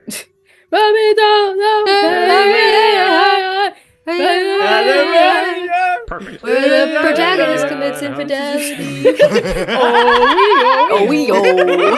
gonna be a short for sure. Guys are so funny. Fuck. Oh, Kate and Darby, you both made me like throw my head back in laughter tonight multiple times. I'm gonna wake up with a neck cramp. Committing infidelity. Oh. Oh. Where the protagonist commits infidelity. It's a law. You guys come to the throne room.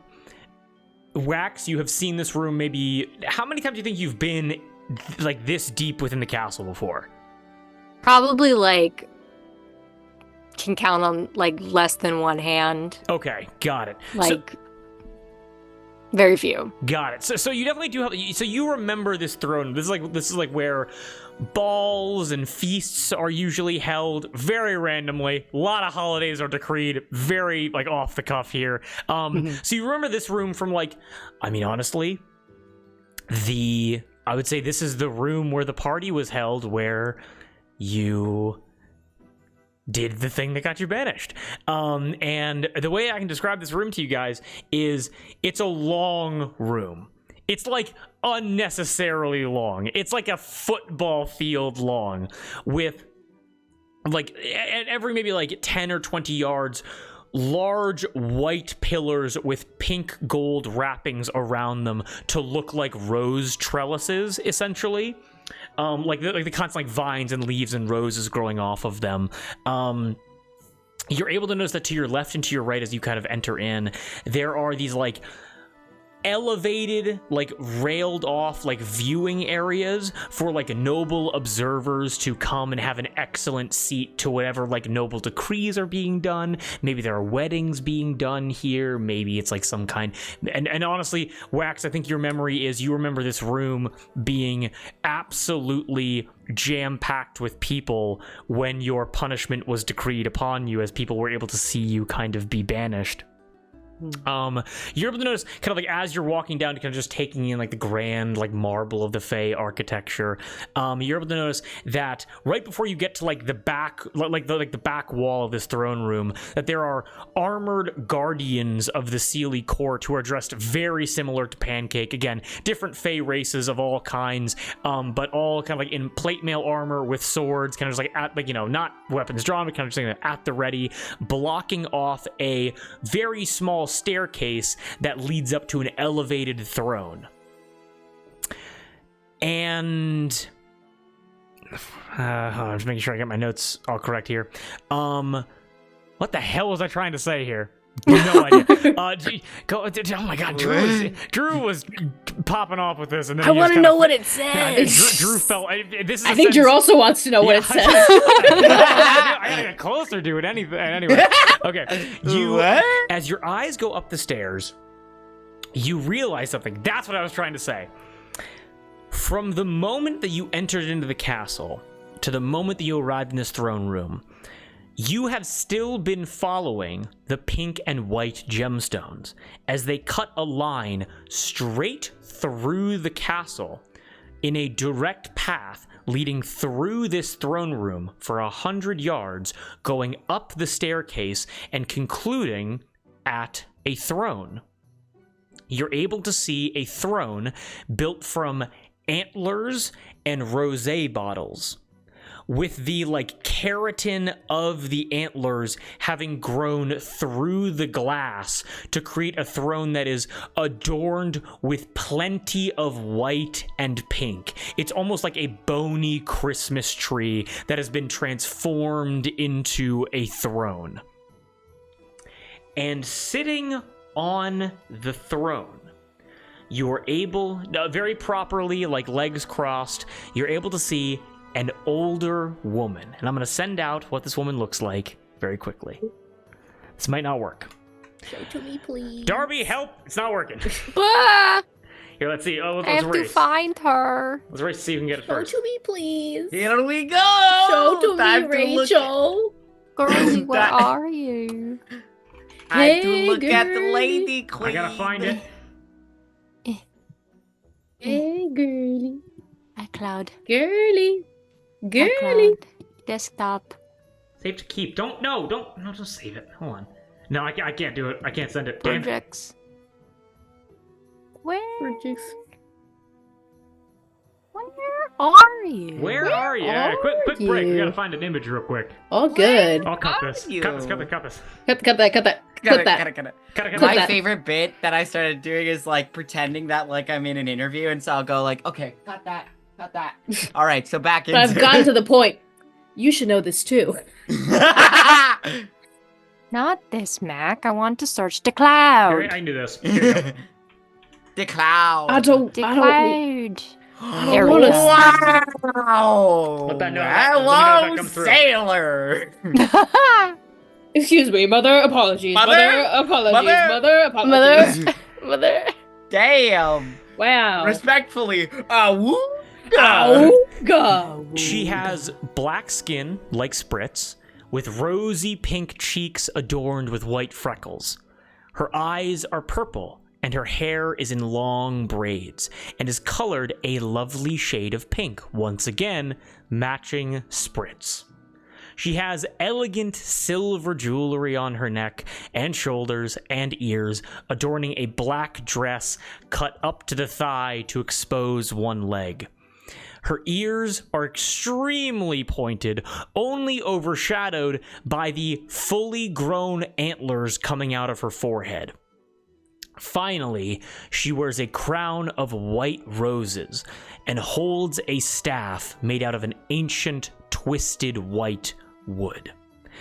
As she sits on this throne of antlers and rosé bottles, a red cap has a silver tray hat on that is covered in colorful candy and sweets. And you guys are able to watch as you guys are like entering, kind of like walking up to the throne. A rock candy butterfly flaps its wings and lands on her finger as she looks at it with admiration before and eating it in one bite. And you guys, as you approach, as the armored guards they widen their stance, kind of like blocking you off from getting any further, as you are standing before this grand archfey. Who would like to speak first? Perfect. I was hoping for that. Perfect.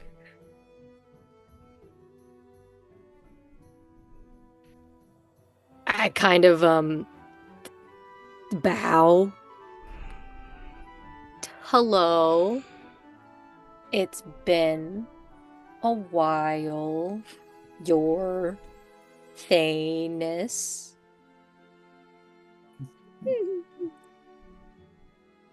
We are before you today, and I have well, the long and short of it, we are before you today to plead oopsie daisies due to the situation over in the land that is overseen by the Warden of the Flowers.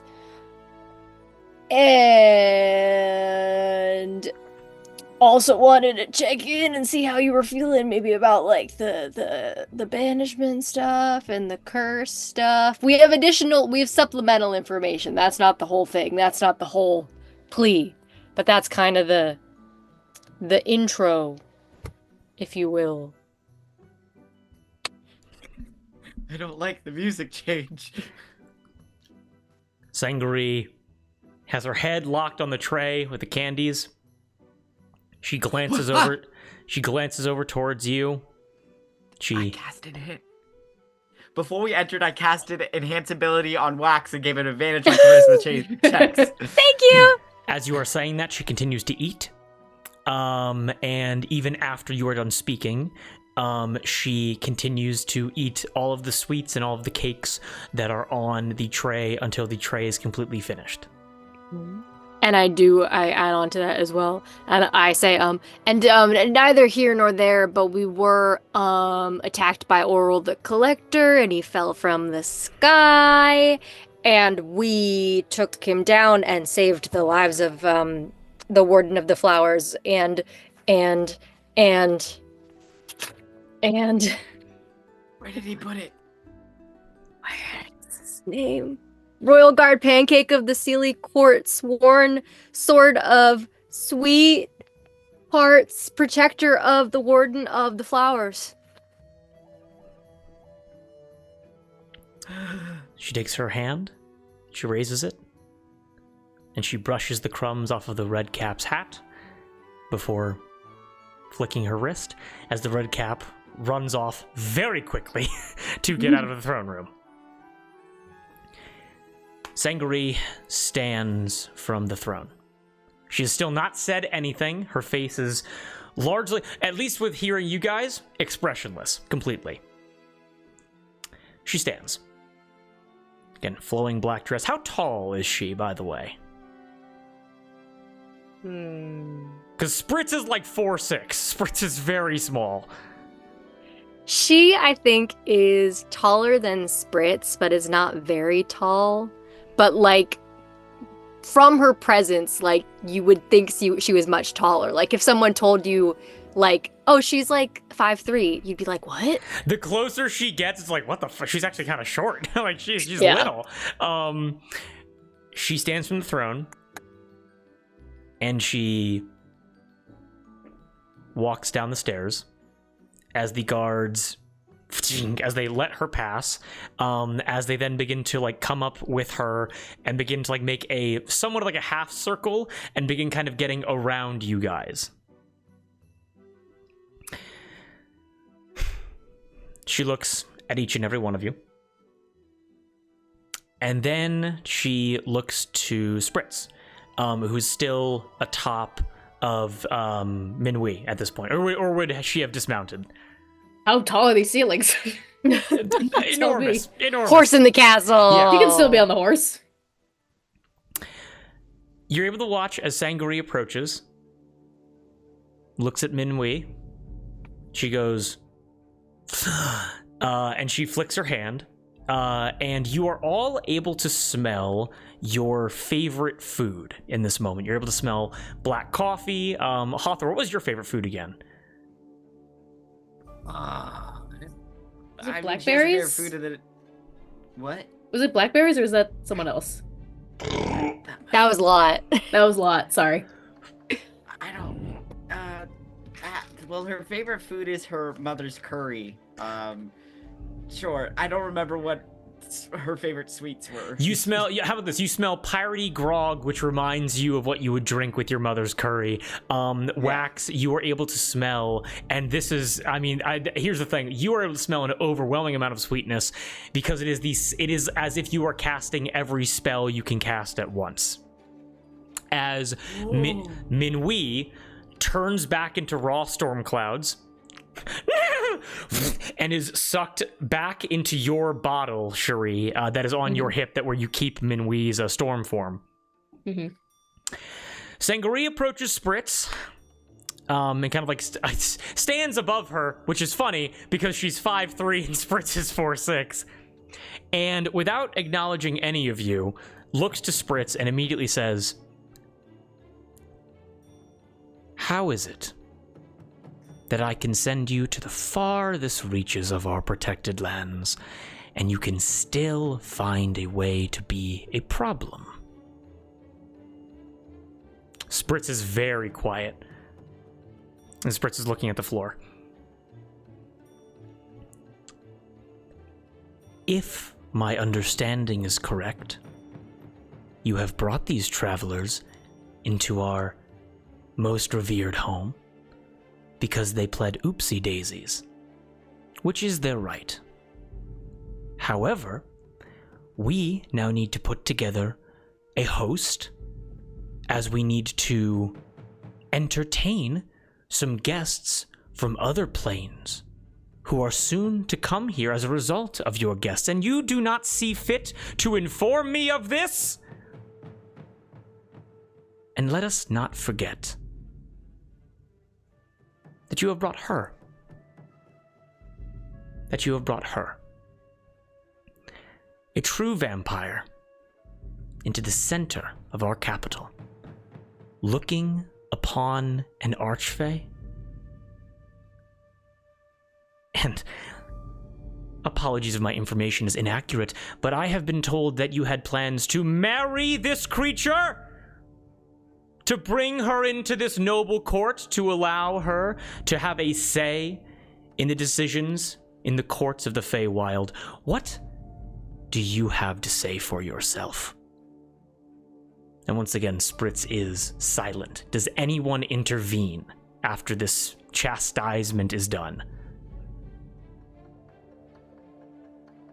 If I may, you're beautiful, you're powerful, you're famous. You may, Wax, you may. If we are going to throw away all tradition or sense of logic, then you may speak now. So, these are my people that I know. Pinky and F? Pinky and F. And F was turned into a vampire during the battle where we were protecting the Warden of the Flowers, which was not at the fault of the Warden of the Flowers, but was due to the circumstances of which we are pleading Oopsie Daisy about, where the sky slid open and a castle fell out. So not only was F not yet unseelie, but the Warden of the Flowers had no reason to suspect at all that F was anything other than a most honorable guard and knight.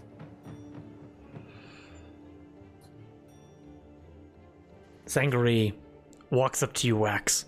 Again, 5'3", very short. With her antlers, probably like 5'6", 5'8", maybe, but definitely like a head shorter than you. And says, "Let's not be coy, all right? I understand that her name is Cherie, and I understand that her name is Hathor, and you understand the power that holds. All right. So let's not pretend like we are school children playing the game of the towers and the knights and the princesses and the grand balls. We are adults. And for adults, there are consequences to action. Now. Yes. There were more vampires within our lands.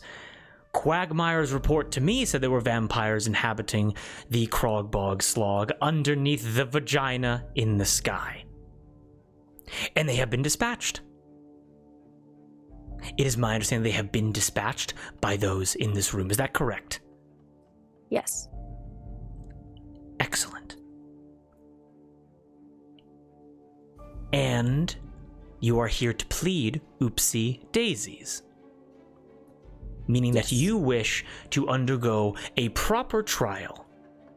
You wish to undergo a gathering of the heads of the Seelie Court to determine your legitimacy as to whether or not all previous transgressions should be forgiven. Yes.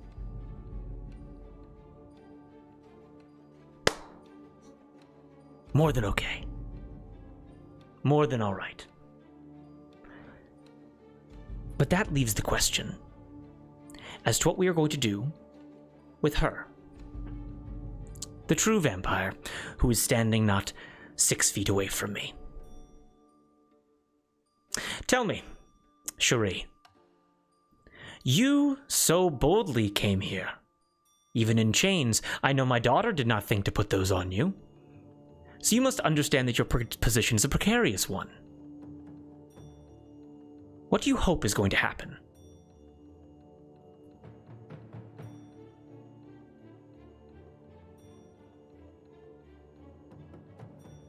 I hope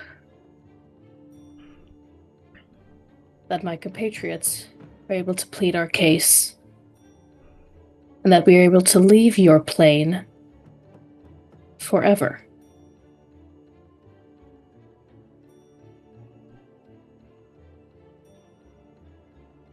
I respect your honesty. In a court in a land full of liars and tricksters, and those that wish to deceive, it is rare to see someone so straightforward.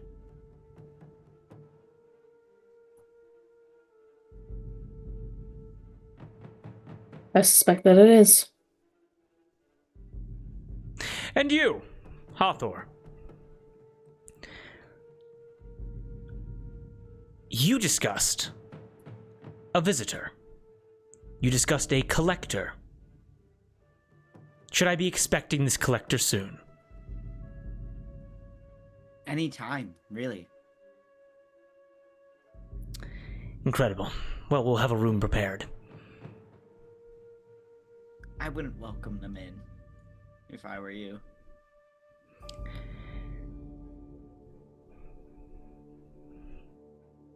Well, fear not, because as you are in my daughter's entourage, I am granting you all royal protections, at least for this evening. There is no one of Fey blood who will do you any harm unless I decree otherwise. However, if you are found guilty, if your transgressions are not forgiven, you will wish that I harmed you. Because as Wax can attest, there are punishments worse than death. Would you concur, Wax? Yes. Excellent. Excellent. Well, I must be honest and say that I am unsure how to conclude this conversation.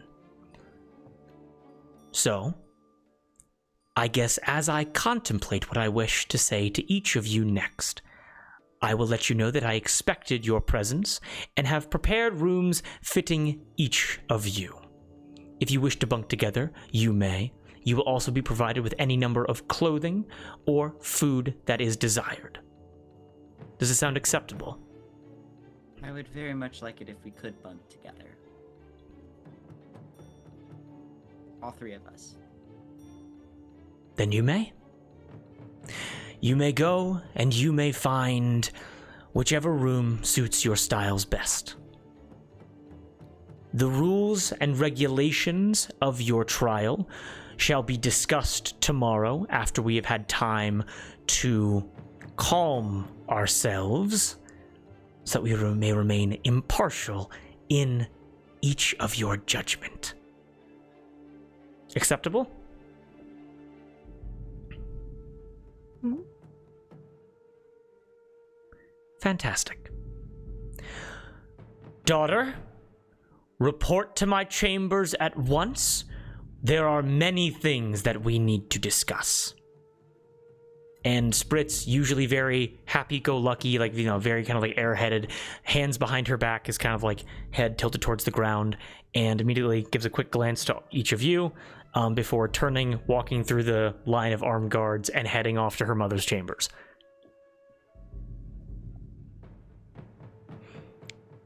Finally, Sangori looks around. She sniffs the air, and she says, Qualnar, come forward. You guys are able to hear?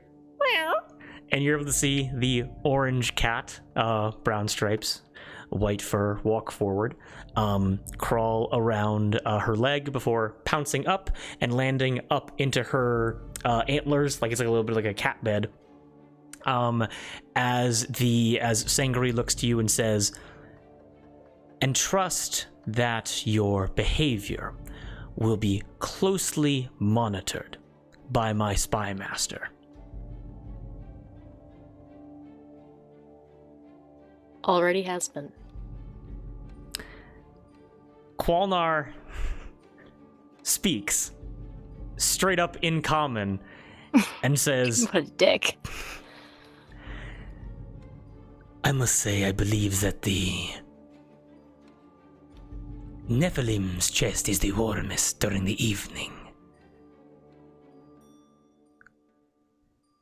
It is going to be interesting to see what is spoken behind closed doors." and just kind of curls up in a ball inside of the antlers. As Sangari goes, "Each of you are dismissed. Find your dwellings well. And if you need anything, simply speak it aloud, and it will be delivered, because it will be heard." That is all. I hold up my wrists. Do you wish me to stay this way? She walks up to you. Again, you tower over her. Mm-hmm.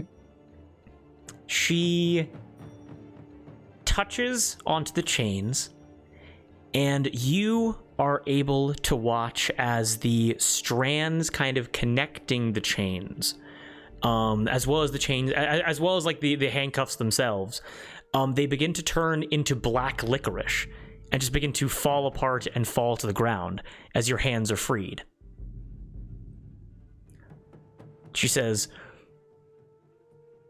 "I understand the danger that you represent, which is why I am so well defended here. But make no mistake, you will be under close watch. And if I even see the hint of a fang, you will know what sickening sweetness is."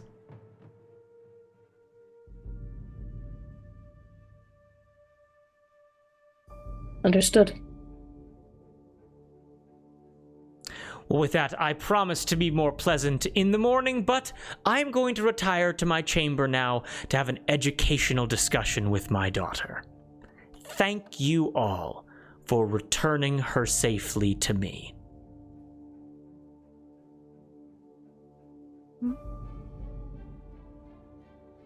You should know that our engagement is broken off. As Sangari turns, as the guards kind of like form in behind her to form a wall, Sangari looks over her shoulder and says, "Cherie, it should have never happened in the first place." She steps away.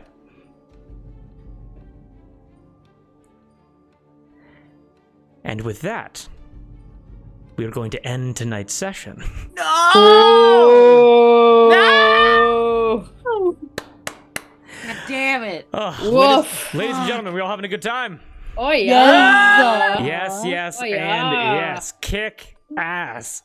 Welcome to the Seelie Capitol. It's time to get back to some good old-fashioned Game of Thrones politicking. Woo! Now, Woo, woo, woo. just want to say this right now on camera so you guys can hold me to it. Darby, if I did not do Sangari's personality justice, if she is too different than what you imagine, please let me know. We can just say that she didn't sleep well last night because she's been having to think about a lot. Okay, got it. I love her. Incredible. She's scary. She's so scary, and I love her. And she is love her. 5'3". She is Mhm. 5'3". The scariest bitches are 5'3". What's the noun thing of the Chris Fleming? You are not a mouse in a jean jacket. You are an eel with a gun. You are an eel with a gun. You are a cruel woman who happens to be small. You gave me psychosexual issues. I will take to my watery grave.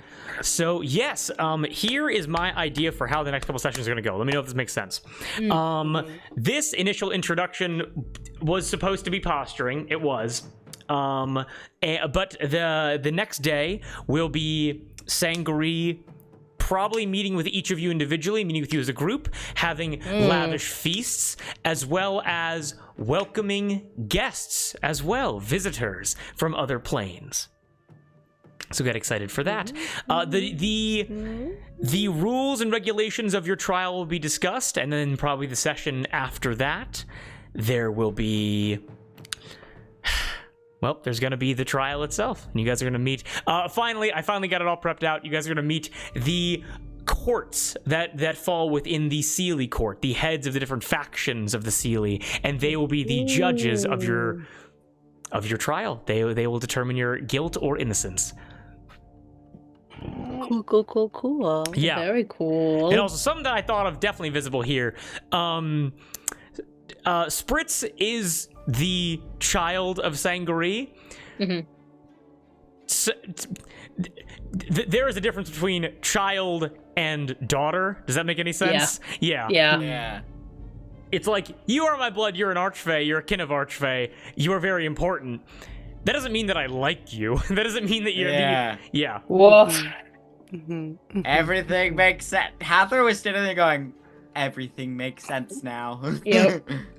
I see. And you guys can definitely pick up on it. You guys are very smart like this, but like every time that you guys mentioned like a thank you, a warm hug, like anything that would indicate anything that would indicate like a positive relationship, Spritz's eyes kind of twitched. I've been doing that for like 3 sessions now. So yeah. It's something that she can't even imagine because this is her mom. So Sheesh. yeah. Get this girl the fuck out of here. Ugh. Kate and I talked about a possibility of Spritz hopping the material plane with you guys, which would be horrid. That would be insane. We teach her. We teach her to love. We teach her Yeah. to love. We And- teach her to be brave and to be her own person and be proud of that. Yeah.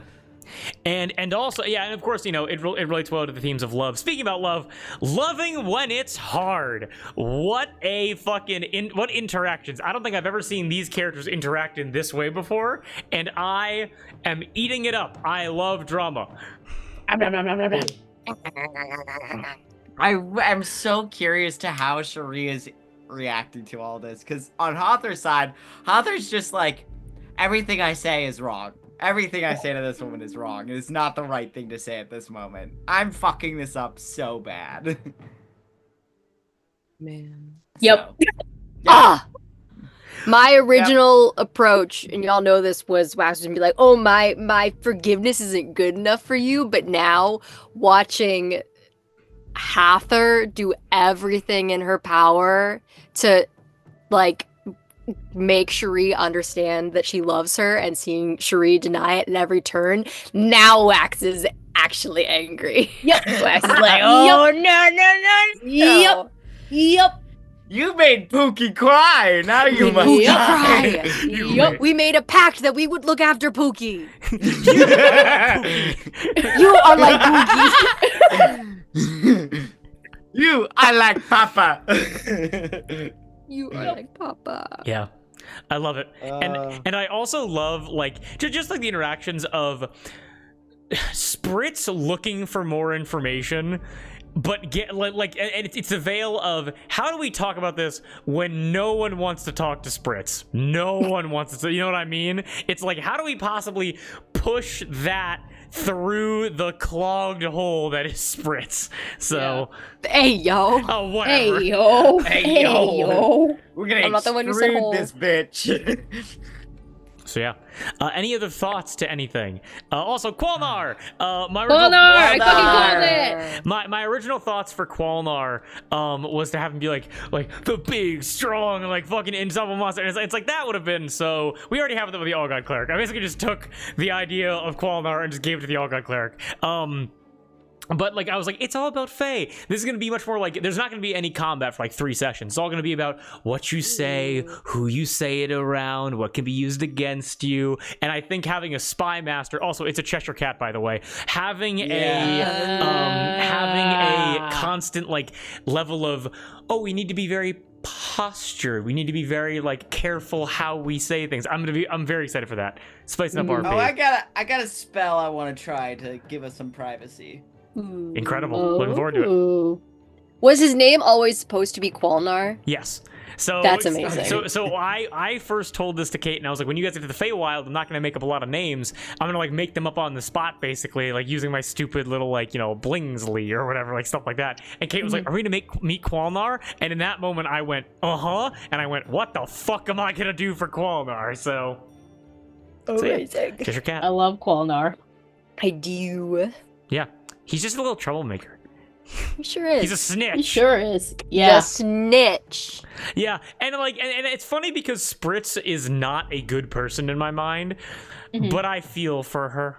I feel bad that this is her mom. Yeah. Yeah. What a cunt. Yeah. Oh, she serves. She definitely serves. Oh, she Does. serves. Yeah. She serves exactly She what she sure does. is.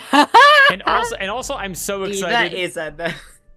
Because I'll let you guys know, this interaction was all about like posturing of like her like make you basically, and of course if you didn't get it, it's totally fine, or like if, not saying your characters need to think this, but it was her being like, my subjects and these people need to know who's in charge here, basically. Yeah. When you guys sit down to have like a meal or like talk to her, I'm so excited because she's still a very formal person, because you guys haven't like really seen her as a person yet. I'm very excited to see how your personalities clash right up against like the most formal queen you've seen so far. You know what I mean? It's gonna be, it's gonna be a lot of fun. Oh, Hathor's gonna be like, so what are we talking about?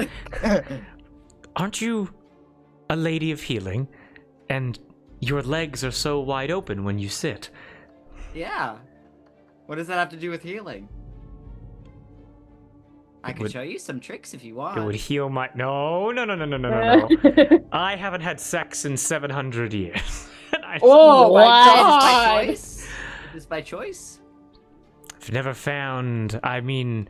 Who is... Okay, also, last thing before we end off.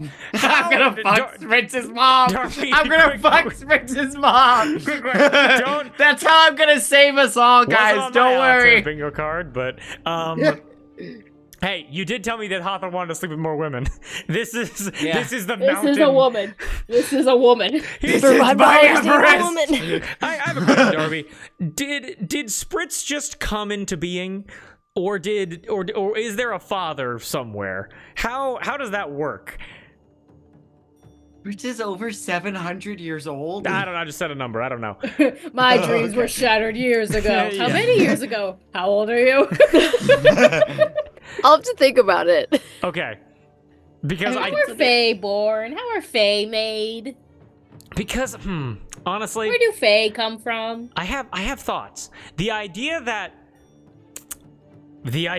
he wasn't an archfey if his dad was in the mix, or her, because this is the same. If you just fly up, you will go meet Reginald Spoons. That's true. Because Reginald Spoons' operation is here. So I have some thoughts percolating now. I okay, have some ideas. dear. Okay. All right. Well, with that, guys, we're going to be signing off for the evening. I hope everyone had a very fun time. Anyone that came to the table, we deeply appreciate it. We're going to take a week off because we have a lot of stuff to do. But then once we're back, probably like right before or around Valentine's Day, we'll see if we can make something work. So we'll be catching you guys later. Much love, guys, and you have a nice evening. Peace out. Happy Groundhog Day! Bye. Happy Groundhog.